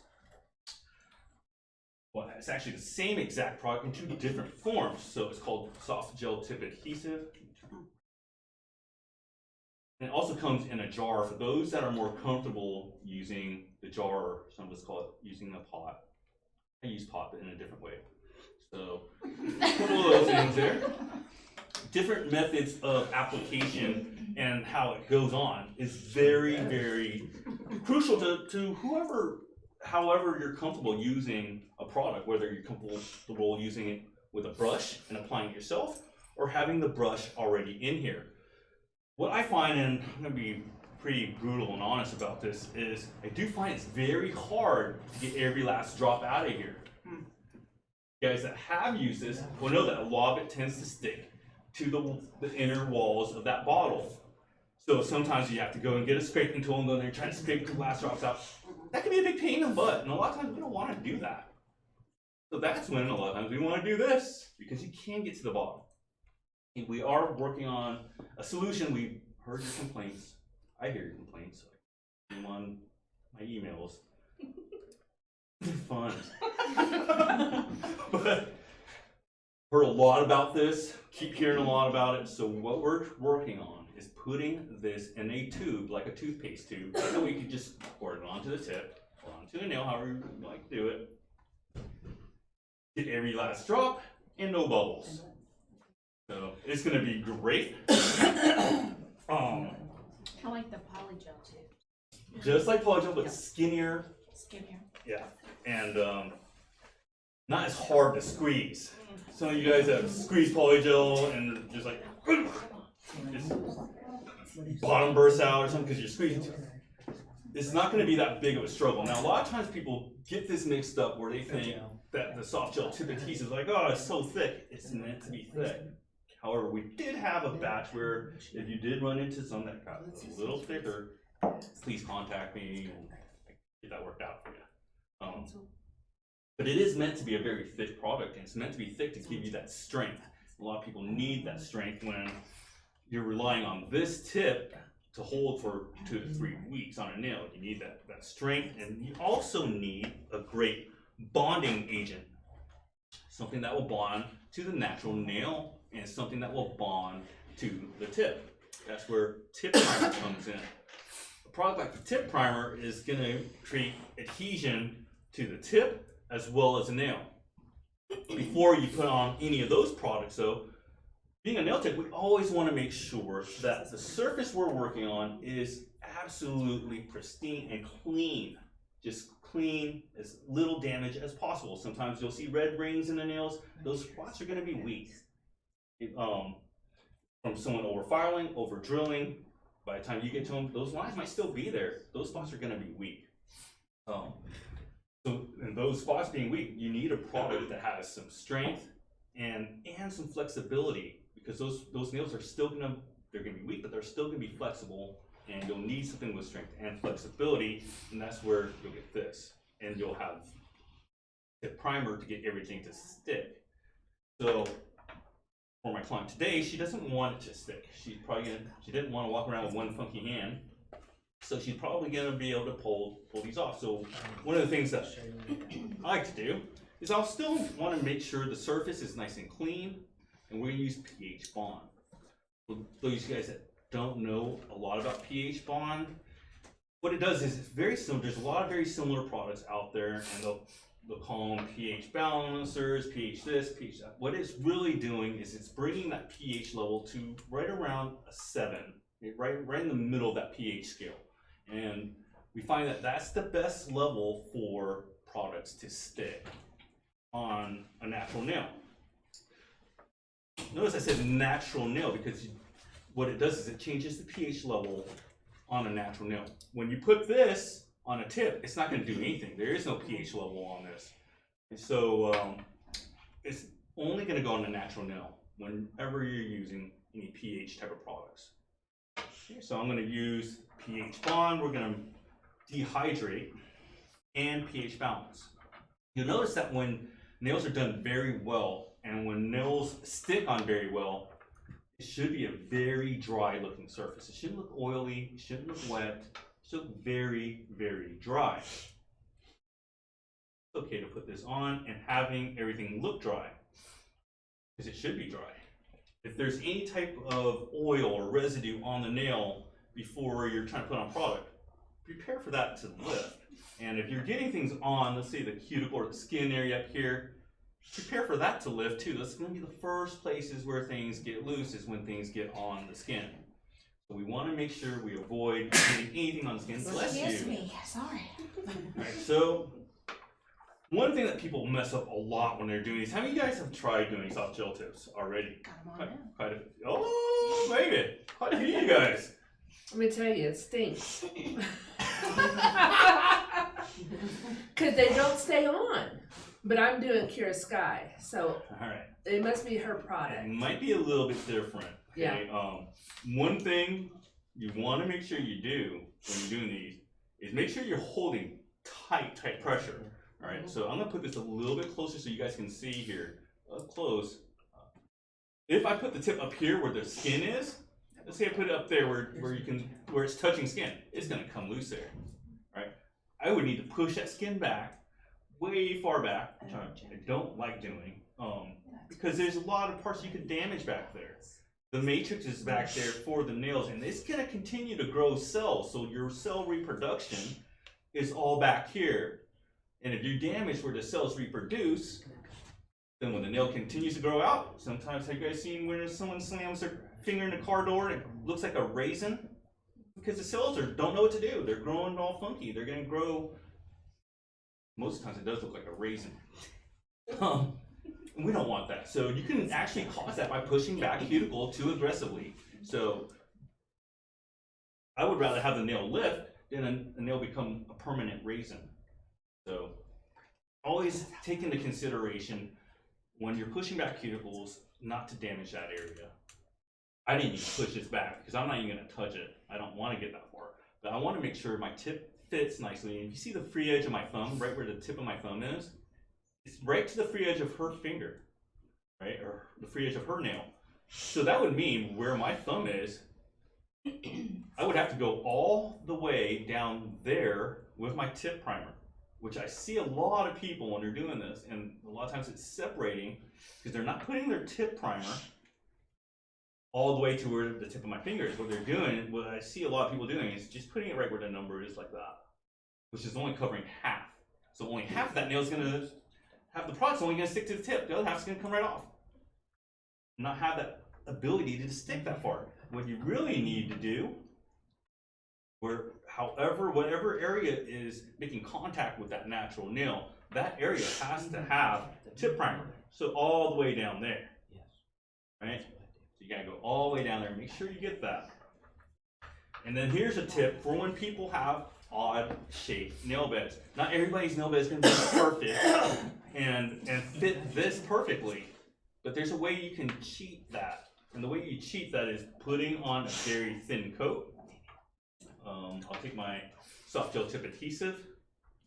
So you guys here, we're gonna put on a thin coat, making sure we cover the two side walls here, making sure that those two areas have enough product just in case the nail is flat, just in case the nail is, say, ski jump nail, any of these odd shaped nail beds. When you have product there, it will adhere. Grandma.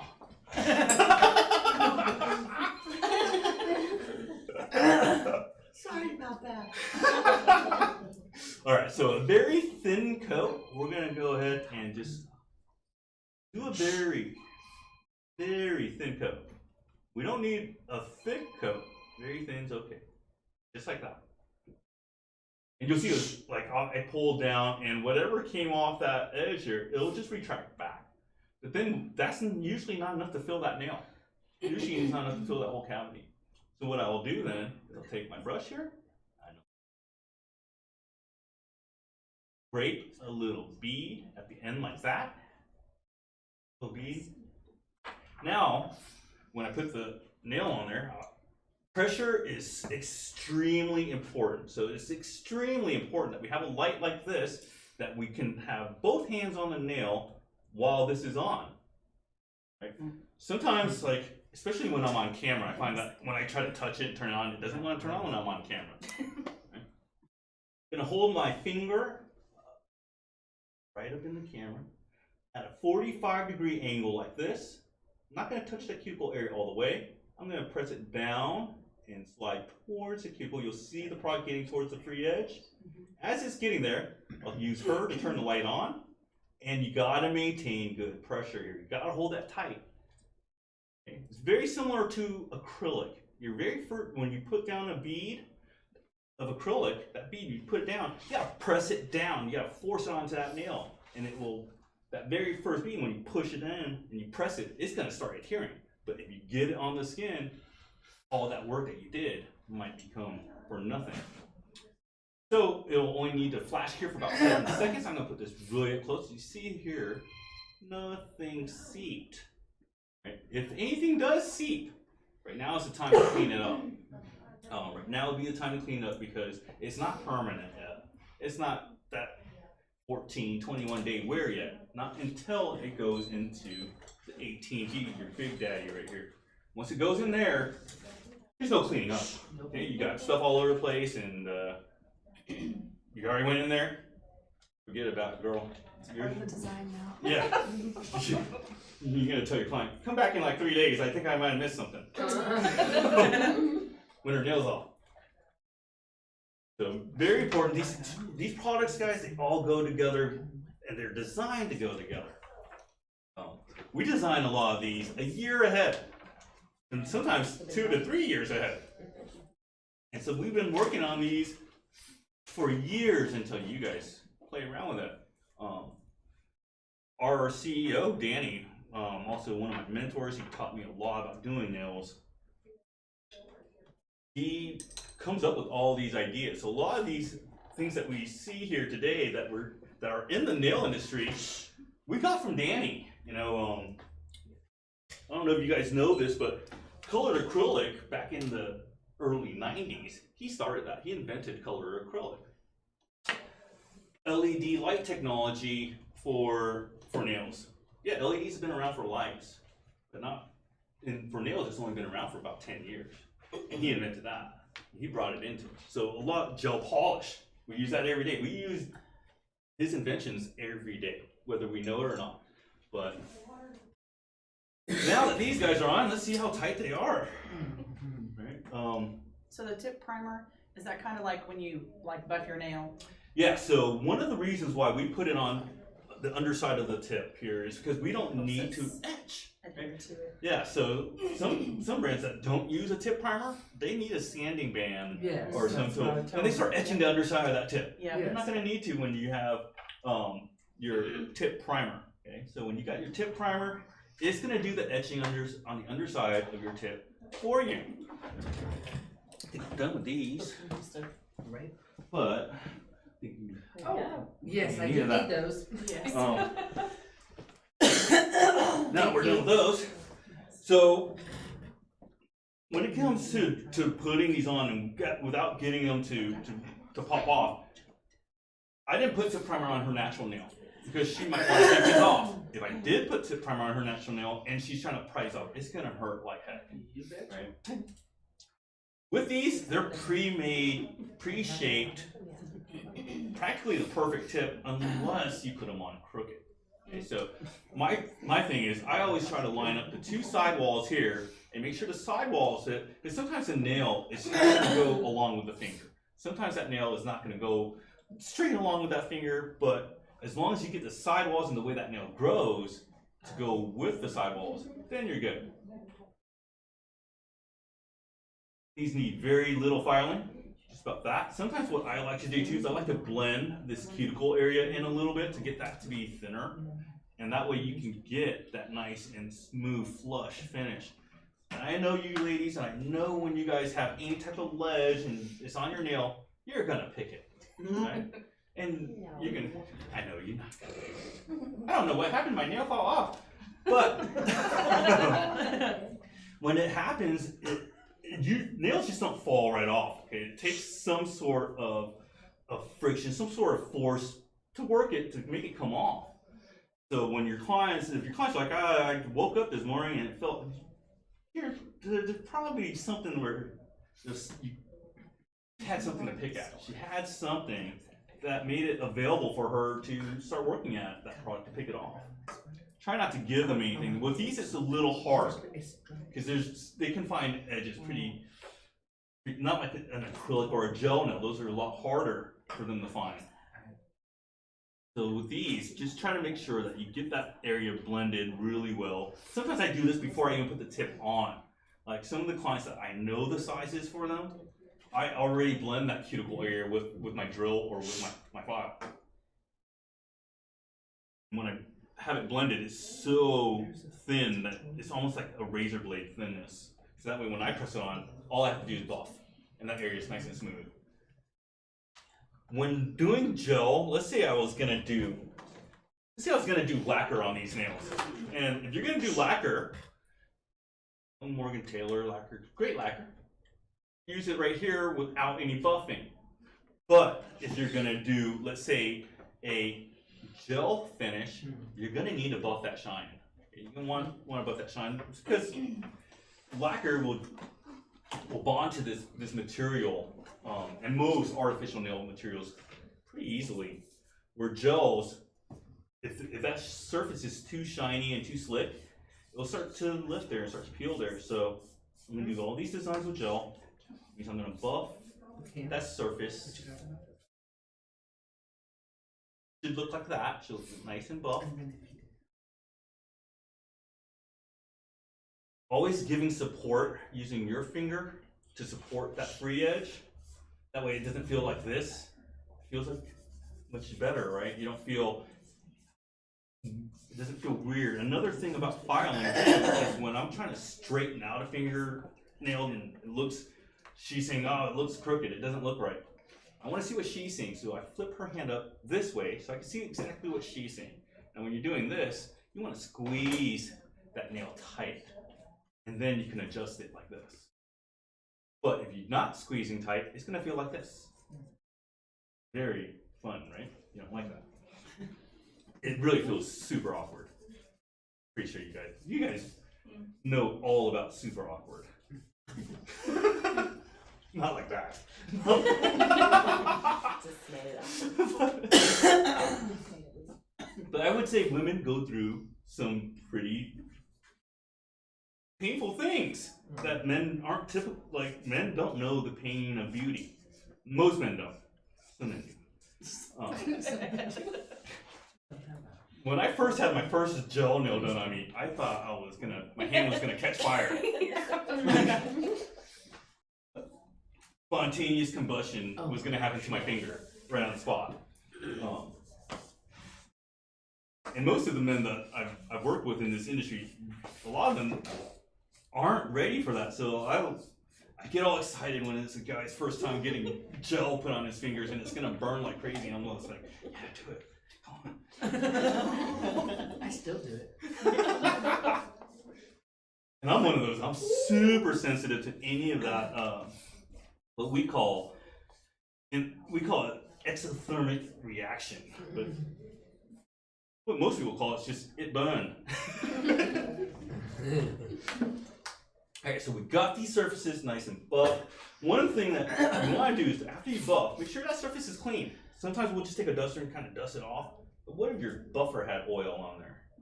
Right? What if your buffer? What if you were like rubbing it on yourself or putting your own grease and oils on there?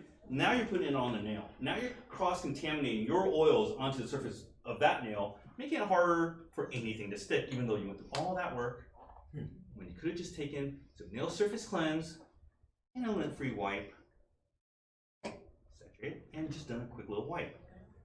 Now this does have a little tiny bit of acetone in it. Not just straight up alcohol, it has a little tiny bit of acetone in it, so that's why I just do that real quick. I don't let it sit there because this plastic on those tips, it's not an ABS plastic, but it will break down very, very fast. It will break down in about 5 minutes. The thing that does have a hard time of breaking down, soft gel tip adhesive. This has a hard time breaking down. Sometimes when you soak off, you might notice, hey, there's still this number on there, on that nail, right? Yeah. That's number with a diamond shape on there. That number with a diamond shape on there is the impression of the tip left behind on the nail. It's not actually the tip. Okay? It's not the tip. The tip is melted, gone in 5 minutes. It's actually the soft gel tip adhesive. So when you touch it, you'll feel that it's embossed. You'll feel that diamond. You'll feel that number. The tip is embossed, that number on your nail. So, I'm gonna do a gel finish here. I'm gonna do a lot of blooming gel looks. Have you guys had to play with this yet? Oh, yeah. All right. Sometimes it's a little hard. It blooms a little too fast. All right, let's show you guys a few things here. Spring collection. I'm gonna have to pick one of these colors not to do on you. There's 6 colors and only 5 finger. Okay, so gonna have to cut one of these fingers out here. Let's not use this guy. Cut one from the list there. And we'll start with these.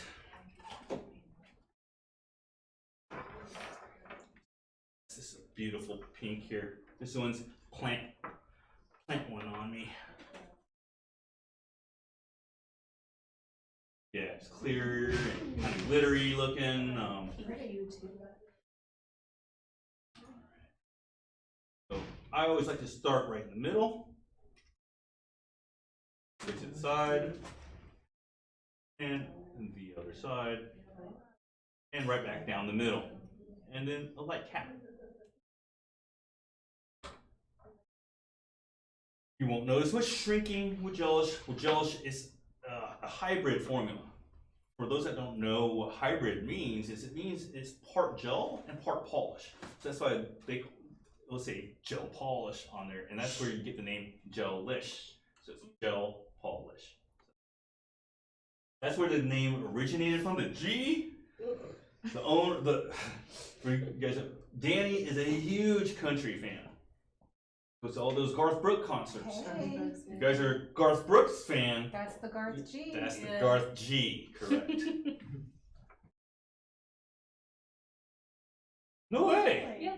That's pretty awesome.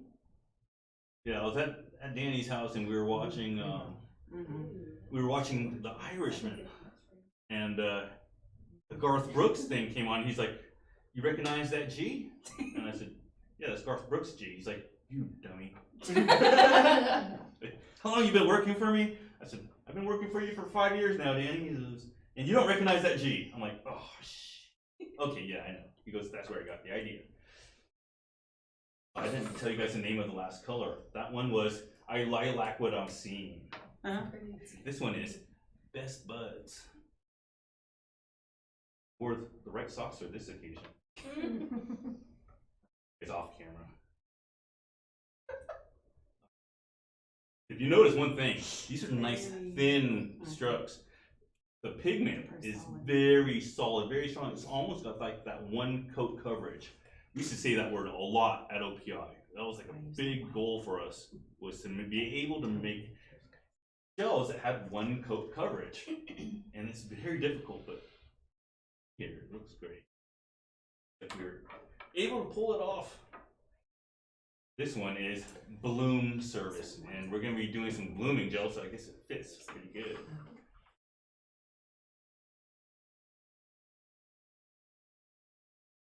Coverage of this, Yeah. that's a nice. It's a little bit more translucent than the last two colors. You can kind of see through it a little bit, but still, once you get that second coat on, a lot of times we know exactly what the colors are going to be like with the second coat, and a lot of times you have to tell your client, "Don't worry, it's going to be okay." Right? Like, how many times have your clients are like, "Oh, I don't know," and you're like, "That's the first coat, honey." I just tell them, "Oh, honey, no worry, only first coat." And then we're good from there. Pink Me Please. Come up with some of the wildest names, right? We have a whole department that works on naming. A lot of times I get a chance not to name, but to pick the colors that go into the collection. So a lot of times I get to sit down with them while they're picking the colors that go into the collection. And I think the last time I did it, they were like, Danny was like, "Maybe you should let them do that." So I don't do it too much anymore. But our main offices are in California. We're located in Orange County. So you guys have ever been to California, been to Orange County. We're walking distance from an In-N-Out. You guys that like In-N-Out? Who likes In-N-Out in this place here? Never been to In-N-Out. What? No In-N-Out? Never been to California. It's really good. Who did I neglect back here? You guys I neglected? So yeah, always neglect people.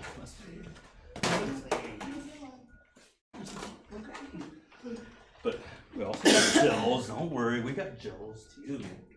You know, down I'm here. sitting here realizing why the two girls up front are always in the front now, right? They're always in the front. No, they're all the same color, guys. So if you guys switch and trade with each other, it doesn't matter, it's still the same color. Alright. They're the Well, see, one coat coverage looks amazing on these. One coat, right? Really great one coat coverage. But it gets better with the second coat. So that's why I always tell my customers, "Honey, no worry, one coat, only first coat. We do the second coat later." And once we do that second coat, that's when you really get that color right. Always making sure that you do thin coats, okay? When you do thin, you'll see the brush flare out. You'll see that the brush, you're really pressing down hard. If you're doing this, you might not be, you don't see the brushes flaring out, you don't see those bristles flaring out, maybe you didn't put enough pressure. Nice, long, just like Mindy does. A little cap there. I do like the blue. You guys putting dibs on who's gonna get the colors and sorry who's gonna. I'm not trading, but It's now like prison yard No. tactics here. Yeah, it's I'm gonna trade you bad. green one for the pack of cigarettes.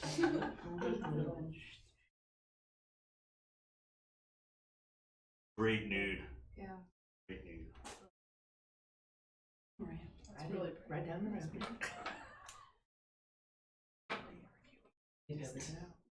Now you wish I put the tip primer on, huh?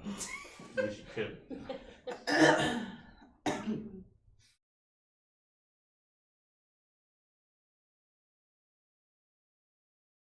You're killing me. You're like, you gave away the spring collection brush, I'll sell those here.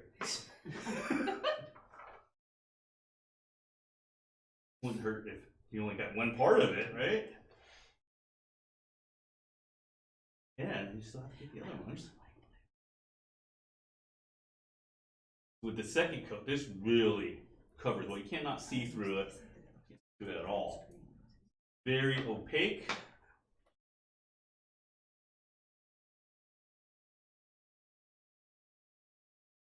One of my little tricks when it comes to using blooming gel is to kind of set your colors out for a sec. So once I have these done here, you can go ahead and hear that. I'm going to use my little caps here. I'm going to set this color out for a second. Let that sit out. You'll notice that when you let your gels sit out for a little bit like this, the polished part is going to start to evaporate and it's going to start to get thicker, right? 20 minutes, 30 minutes later, you come back to it, you're like, oh, it's a little thicker. I wasn't near the sun. I wasn't near my light. It's because the polished part is starting to evaporate. Once it's gone, you'll notice it's a little thicker. Since it's very well blended into the gel, a lot of those characteristics are going to stay there. But what you get from these hybrid products is you get less shrinking, faster soak off time. You don't have to shake the bottle like crazy in most cases. Some of these glitters and stuff like that, I do find that I have to shake them up a little bit. But for the most part, there's really no shaking involved and very little shrinkage and fast soak off. So to me, that's what makes the Gelish soak off gel polish one of the most convenient ones on the market. Just because you get great pigmentation, you get fast soak off times, and the workability is really good. When I worked at OPI, we did pure gel. We didn't mix any polish in there, and now they do, but back then they didn't. We would have to sit there. I'd have to sit there or stand in front of a class like this and say, all right, guys, let's all pick up our bottles and shake for 1 minute. And when you read the bottle on there, it said instructions, shake well for 1 minute. So we would sit there and get the whole class to shake their arms. By the time it's time to do some nail art, your arms feel like jello and you can't even pick up your brush. So really, really good thing that we don't have to do with that. Blooming gel is something that we're going to put on top of this before we put our top coat on, and we're going to keep it wet. I'm going to use a really light color like this light pink here. Did you cure them last time? Yes, so this color's cured. Okay. All right, this coat is fully cured. This one we're going to leave wet. All right. So I like to do a very thin coat. I've heard of some people doing thicker coats of blooming gel, and then when they start to do their design, it's lumpy. Right? A lot of times that could be because of your blooming gel was applied too thick. I'm going to go ahead and get a little bit on my brush. It's not a whole bunch, not dripping or anything like that. I'm trying to get a very thin. You have to kind of be quick with blooming gel because it can bloom very, very quickly depending on your speed. Kind of always been known as the guy that is extra, extra slow. Oh, my boss is like, all right, we got Bill on our team. We're going to kill it in competition. No. Slow. It's going to be extra slow. All right, so I'm going to get my color. It's only been sitting out for like 5 minutes. Typically, I want it sitting out a little bit longer, but it's okay. I only like to load up at the tip of my brush. You'll see like the other half of my brush is not being used with any gel. But you'll notice that when you have these designer brushes, your bead will start at the tip and it will slowly shrink back to the base of that brush. Okay. One of the things you guys would really benefit from when working quick is going back in, you load up your brush and then just touching the tip of it. Just touching the tip of it onto the product, bringing that bead to the tip of the brush. Touch the tip. When you place your bead onto the blooming gel, it's not cured, it's still wet. Release a dot, and then you can drag that dot. You'll notice that will bloom. You can go right back in, grab another one. And this will give you that soft watercolor effect.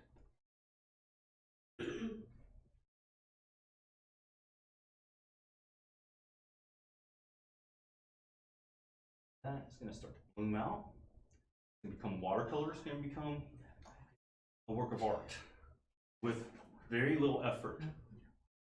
Once it gets to the spot where you like it, you want to cure it. Okay, so we're going to go ahead and cure that. Once I have that cured, I'm going to finish it however I want to finish it.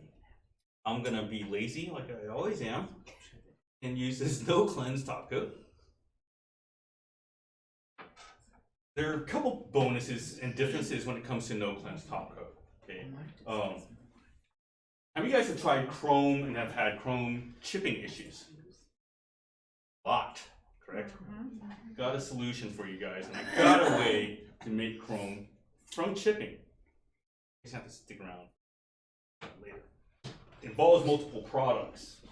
And it's not the easiest thing to do, but there is a way, and there is hope for chrome to never chip.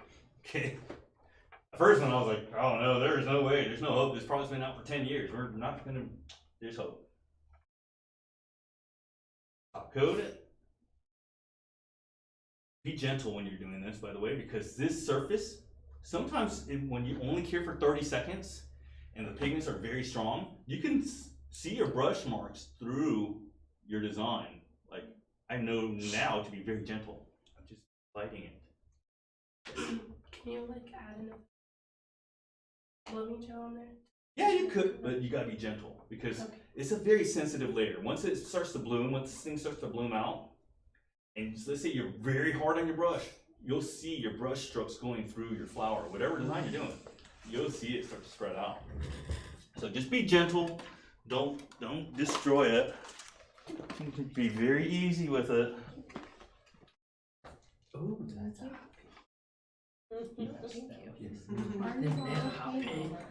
What is it?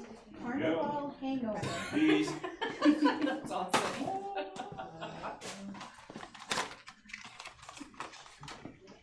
Oh, girls in French always Are we polishing our nails already? Pass it all the way to the end, please. Right.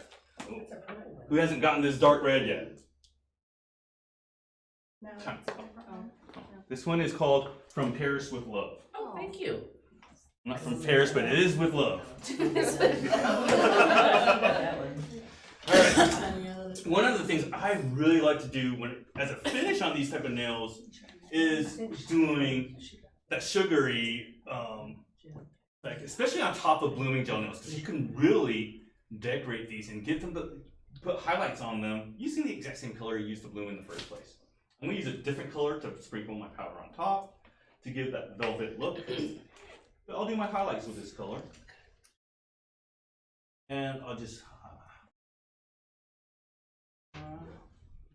I'll put a dot right in the center here. Drag over one side, go back to that dot. Go over to the other side to highlight that. I like to do a lot of things with dots, because dots are very easy. Any way you can make a dot, well, most people can. And if you can make a dot, you can make a lot of the designs that are out there. I even started doing portraits with dots, all types of skulls with dots, stars with dots, so many things. Most of you guys have seen that already, right? We've done that over and over in these classes. do appreciate that you guys do come out. And we'll add, that looks pretty cool, huh? Add some dots in the center of that, using the same exact color. Cool.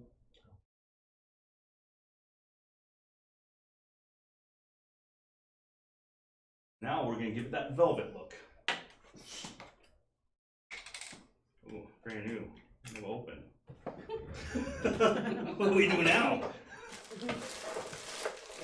I got it. Go, hi-ya. And powder goes everywhere. Makes a mess. What the hell? All right. Yes. Right. Normally you're gonna use your spatula or something. I'm gonna use my brush. Just let it here. You really didn't bring much stuff, did you? Me and Grandma packed light today. She had to go to Waffle House. Oh, it was good, huh, Grandma? Oh, yes. Love it. So once you sprinkle that powder on, don't forget to give it a nice little tap. All right, and then we're gonna cure that. Okay. Sometimes I find it better to do 2 30-second cures. It'll cure harder, it'll cure stronger.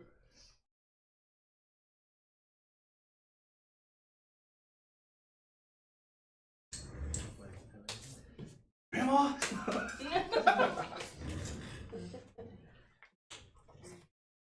I love doing these type of express dip powders. If you guys have never used express dip as what it's intended for, as a dip product, the great thing is that it starts to cure and it has activator built into the powder.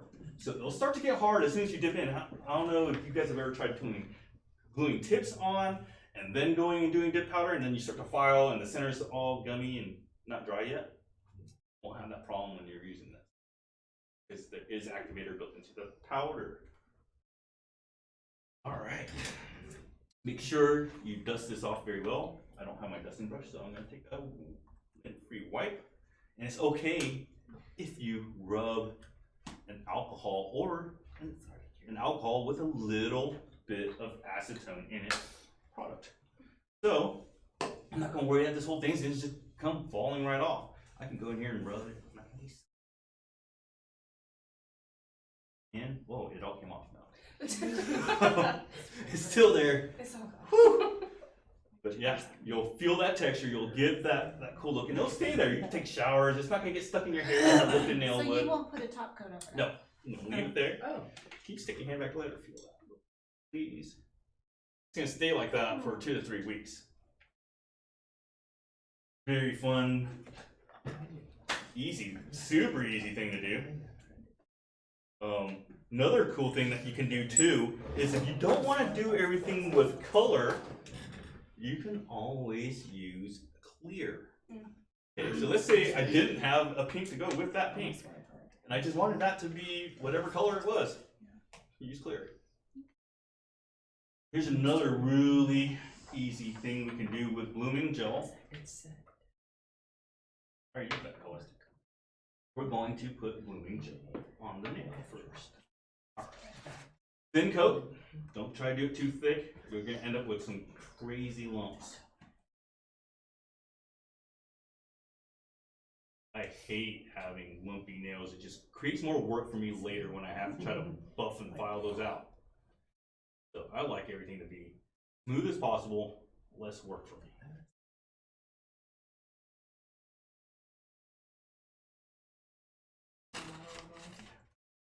Right? Less work. Anything to work less.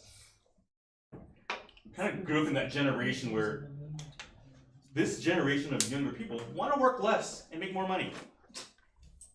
Where like our parents, it was all about, you gotta work more, you gotta get that OT. Yeah. Yeah, we're not trying to get OT. Not me. OT puts you in a higher tax bracket. Oh, right, Grandma? No OT for me. All right, this one's a super easy one. This is like the snake skin look where you're just dropping color. But one of the things where you want to really start off is doing it at the bottle. You don't need a brush for that. Just use the brush that you have in the bottle. You might want to have a little, if you're very heavy-handed, you might want to have a little wipe here just once you're finished. So what I like to do is, I'll show you guys when I get my bead. Looks pretty full, right? But I'm going to clear off some of that where I only have it on the tip of the brush. Since these brushes are a little wide, I'm only going to drop the bead right in the center here, using the corner of my brush. And just, the reason why we go down the center, so that when that spreads out, maybe the sides will get time to catch up to it. Once you're done with that, you'll see it start to bloom really quick. Wipe the tip of your brush, back in the bottle, let that start to bloom until you like what you see. I think we're good with that. We'll go ahead and cure.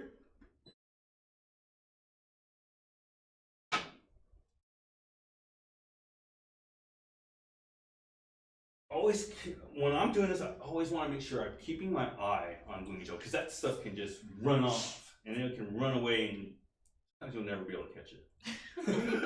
It's gone.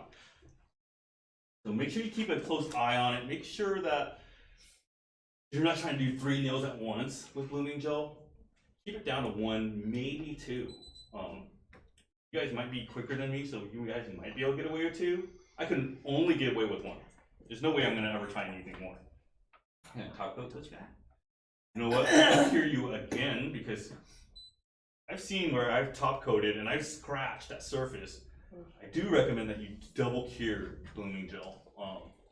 Just because I noticed that this color here, Best Buds, it is very strong in pigment. So that pigment is very strong. Sometimes it'll take a little bit more time in the light to fully cure it. Make it as hard as it can be. Once I got that the way I like it, I'm going to go ahead and top coat this now.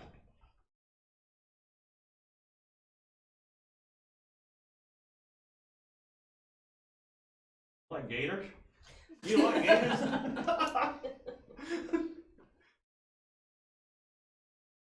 Wife always tells me I'm never going to grow up, and probably won't, you know.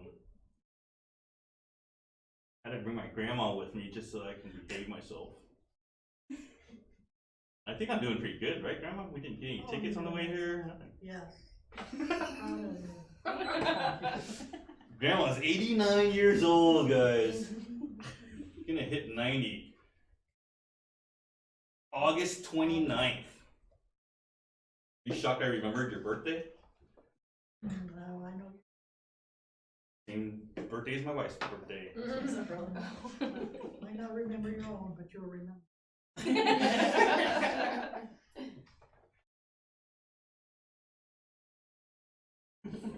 Yes, you do. Women all together drop hints all the time, I notice. It's really fun. Really nice. As long as you listen. Yes, just gotta pay attention to it. That's the hard part, listening. How many of you guys find that your men have a hard time listening?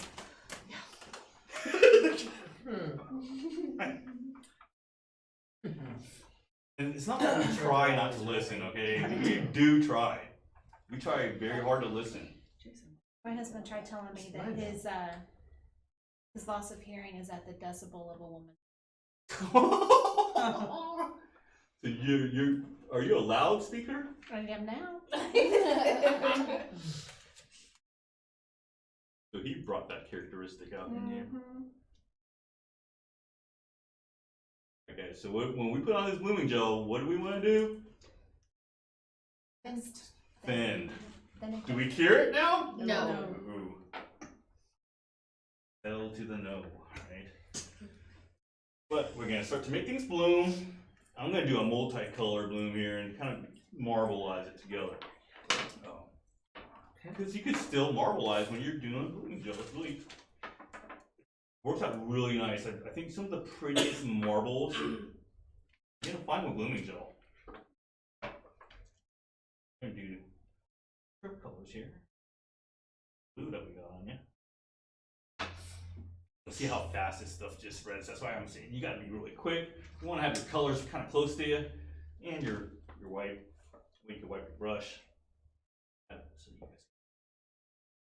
When wiping brush, twist it, making sure it's nice and clean. When you clean your brush, acetone-based product. I don't care what anyone tells you. People are going to tell you to use alcohol. Don't use acetone because it's going to make the glue weak and your bristle's going to fall out. Trust me, guys, I've been doing this for so long. Never had brushes need Rogaine. I've always had the hair stuck together. I actually went to Disney art school, and none of my brushes when I was in art school ever fell off. Be quick as you possibly can. Put that dot. Once you get that dot, drop that dot and brush.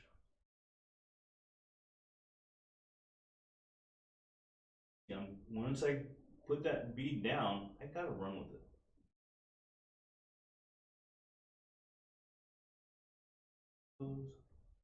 You'll see how fast that spreads.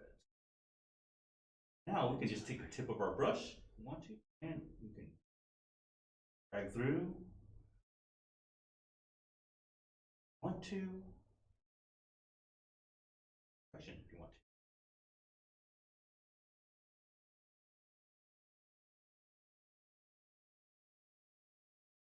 Not gonna happen. But yeah, I think that's cool. I like it just more to one side and the other side more soft and bleeding out.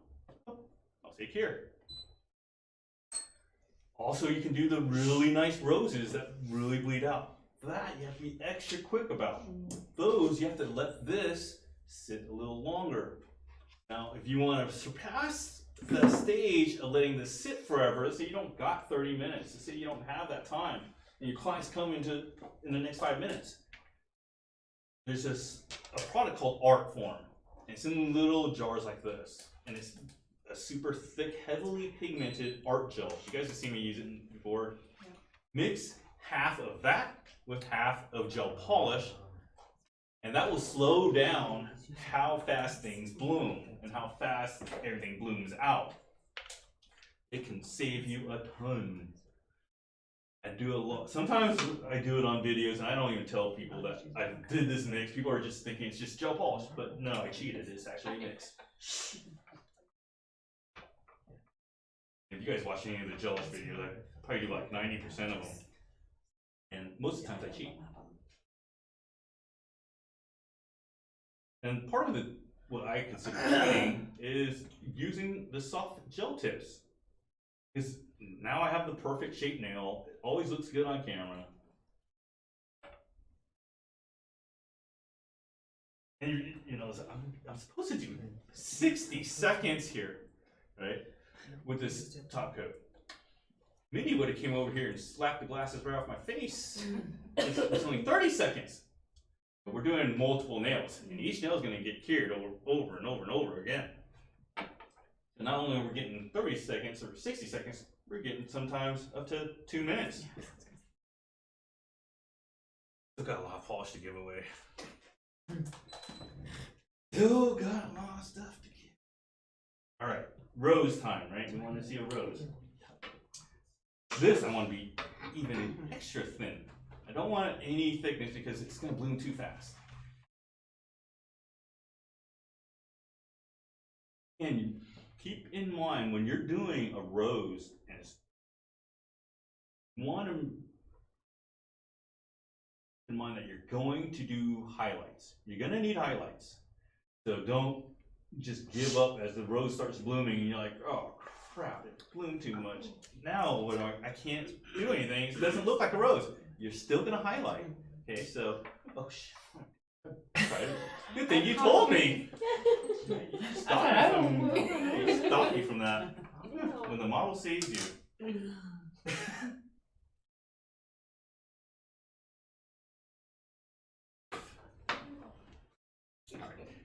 Start. You can either start in the middle, which means that the center is going to bloom out first and be more aggressive, or start from the outside. Up to you. I'm going to start from the outside. So I'll take the tip of my brush here, down my drop, and Do a little bit on the outside there and on the other side. Here, without still bloom. And I'll start on the other side. So what I started with the tip of my brush on this end, and I dragged out that way. Now I'll start on this end, and you're gonna do the same thing, just opposite directions until you get to the center. Once you get to the center, you gotta be really quick. And then you're gonna do little C's.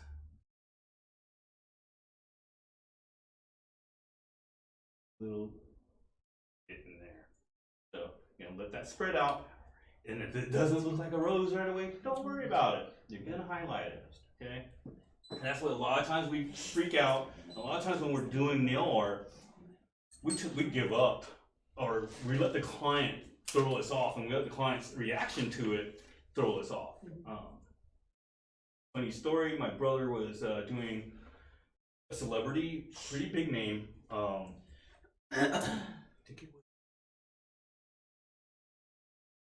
Was it Nicki Minaj? It was someone up in that area. Cardi B. I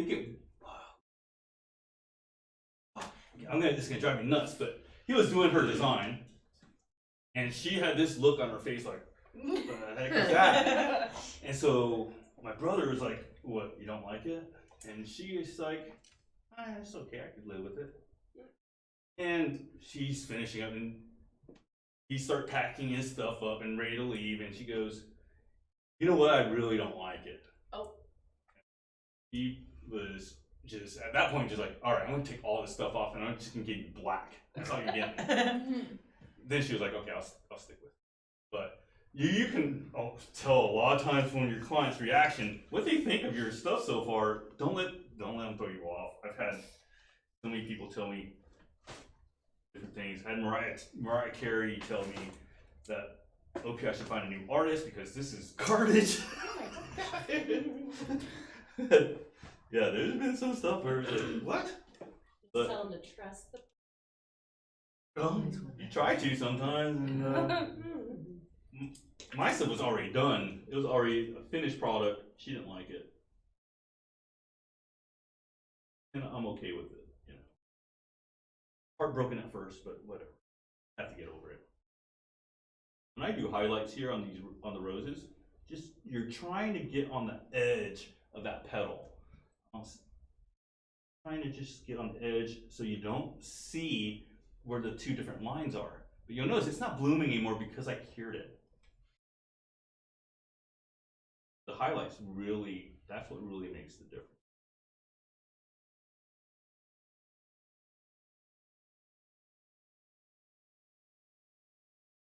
It makes it pop. It really does make it, gives you that dimension.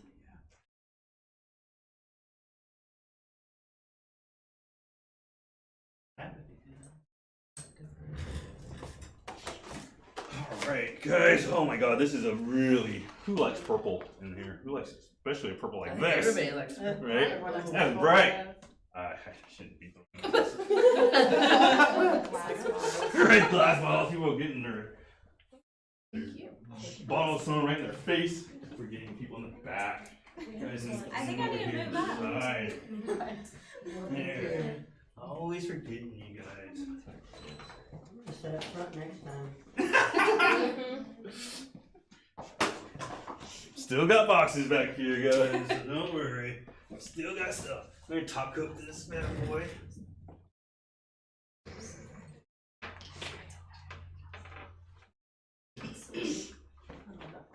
Soft and subtle. I really like this soft and subtle. Yeah. Or even like. And you can use blue gel over like dip powder, right? Yeah, on or. When you do it on top of dip powder, just make sure that you cleanse that nail very well, because a lot of times dip powders have activator. Yeah. And you've used activator to get the powder set and cure. Gel doesn't like that, right? Gel doesn't like, so make sure you clean the surface extra well, and it's not too smooth. You should be good. So if you use the gel method with dip powder, so instead of using like the, you should be fine.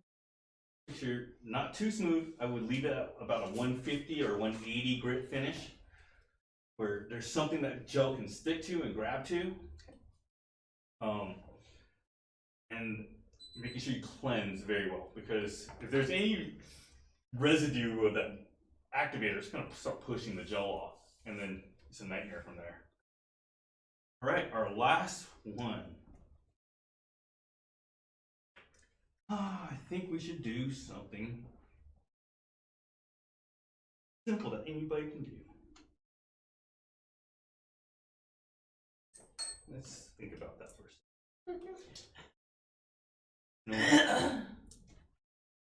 Very simple, very easy to do.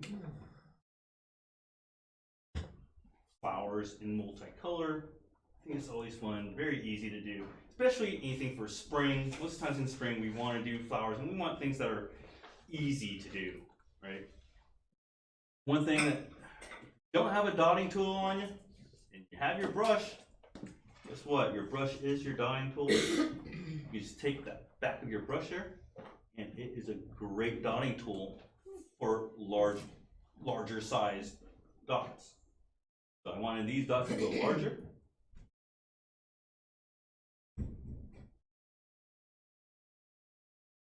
I'm just using the back of my brush for that.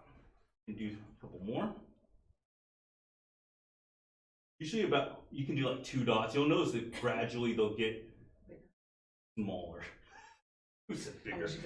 No, I meant like when they go on, they kind of spread out sometimes. Oh yeah, That's after what I time, meant, after you let them sit there, they will gradually spread out. They will start to spread out that way.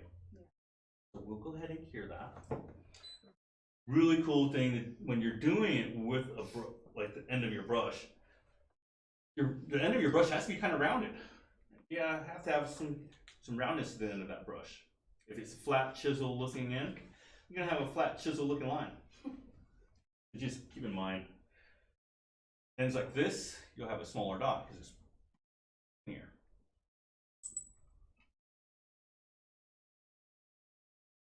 When we're done, I like to do something a little different here. Is I'm going to take that same color that's the background and use it inside the flower.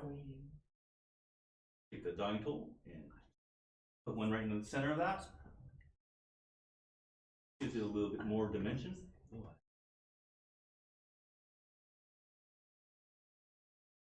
So it just changes the way the petals look a little bit. We go to the other ones.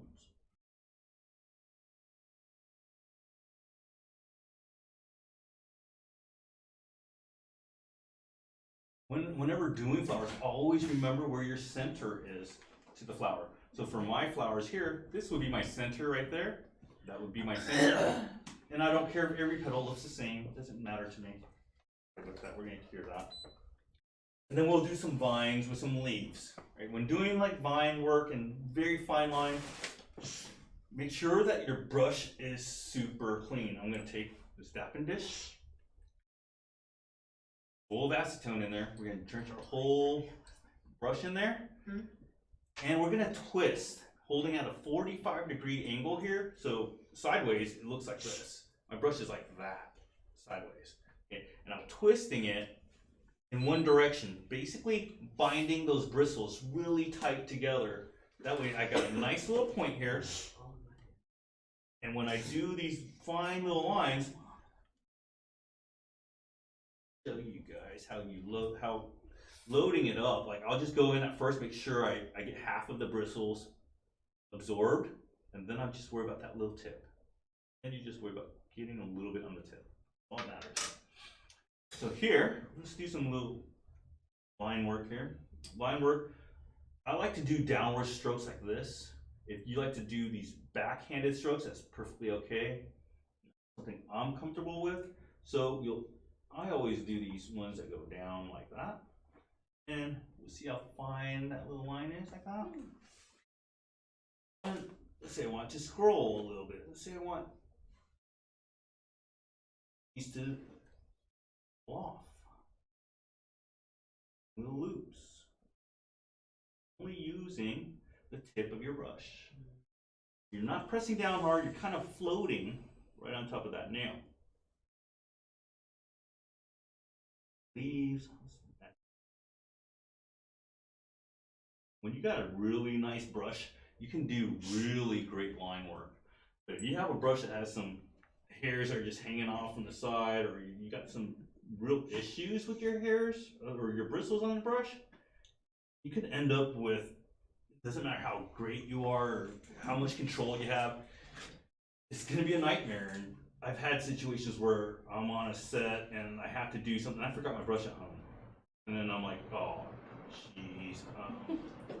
It's a total disaster. It always ends up being a disaster.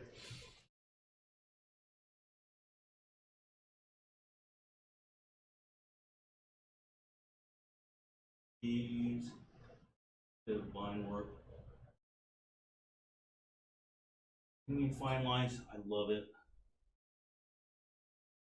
I really like doing portrait work on nails. One thing I found that when I was doing a lot of portraits on nails, women never ever asked for their husband's face.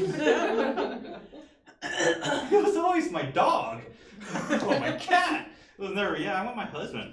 Like, no, never heard that. Kid, anything but the husband.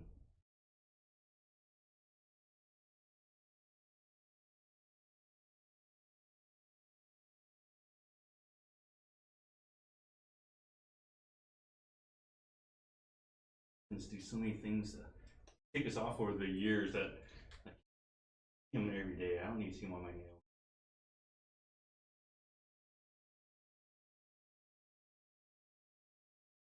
Yeah, we know. Men don't listen, I know that. Alright, I think this looks really cool. So we're gonna go ahead and add our center. What color should our center be? How about this brownish color?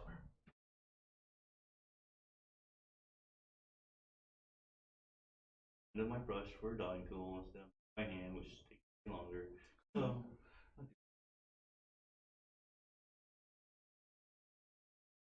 alright, let's go ahead and cure that. While that's curing, guys, let's make sure that we get rid of. Oh, only one of these. I think that looks right, right? Yeah, nice. One of these too. Who else has a tattoo of a nail polish bottle on their arm?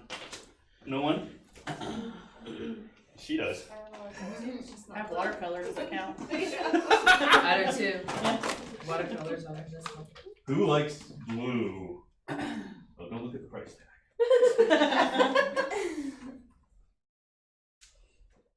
Caught you doing that Christmas, Grandma.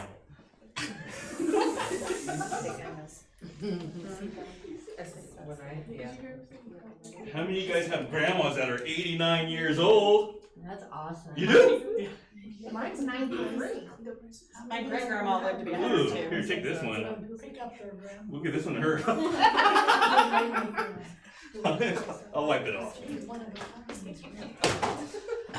Alright, let's wipe this off. We need top coat. Oh, we need top coat first. I mentioned multitasking.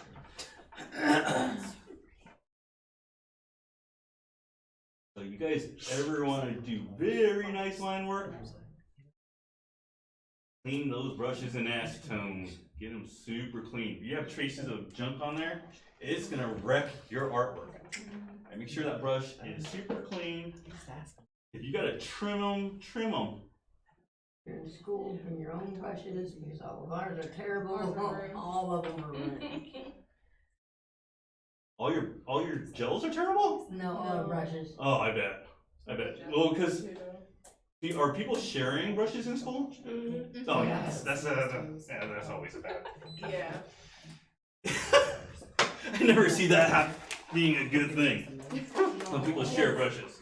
Yeah, we just kind of have them in Right. one drawer and we all just, it's kind of like a free for all. How many of you guys are in school right now? Oh, girls! Listen to the school girls.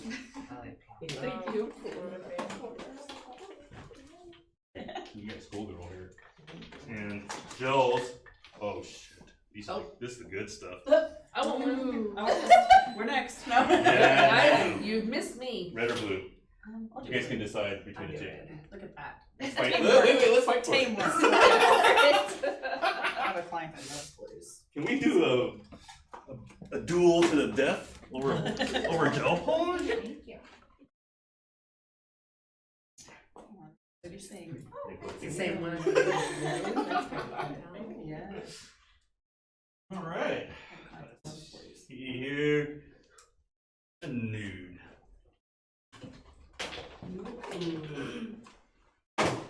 All right. We are done here, but we're not completely done because Yeah, I hope.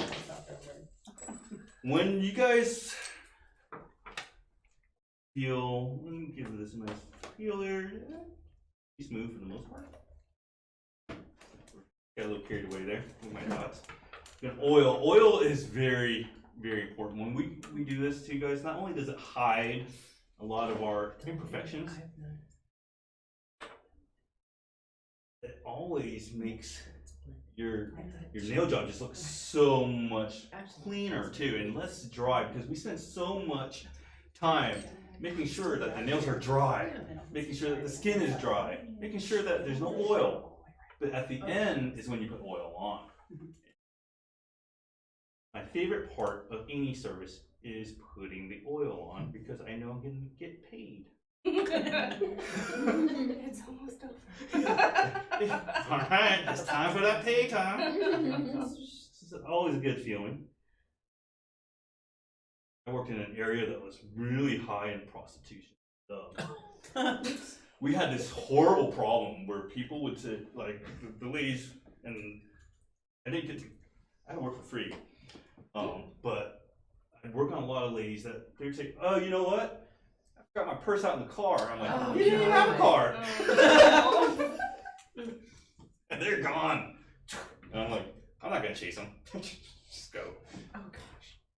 So if you guys want to take a look, here's a look. I'm gonna pass out my card. If you guys ever have any questions about any of the products, any of the steps, there is my number and email on there.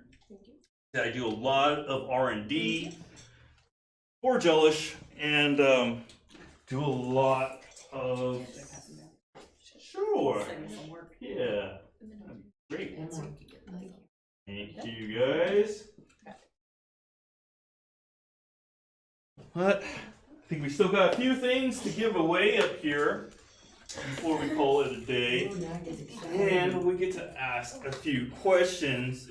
So when it comes to blooming gel, how long after you made your colors bloom do you cure blooming gel? Right away.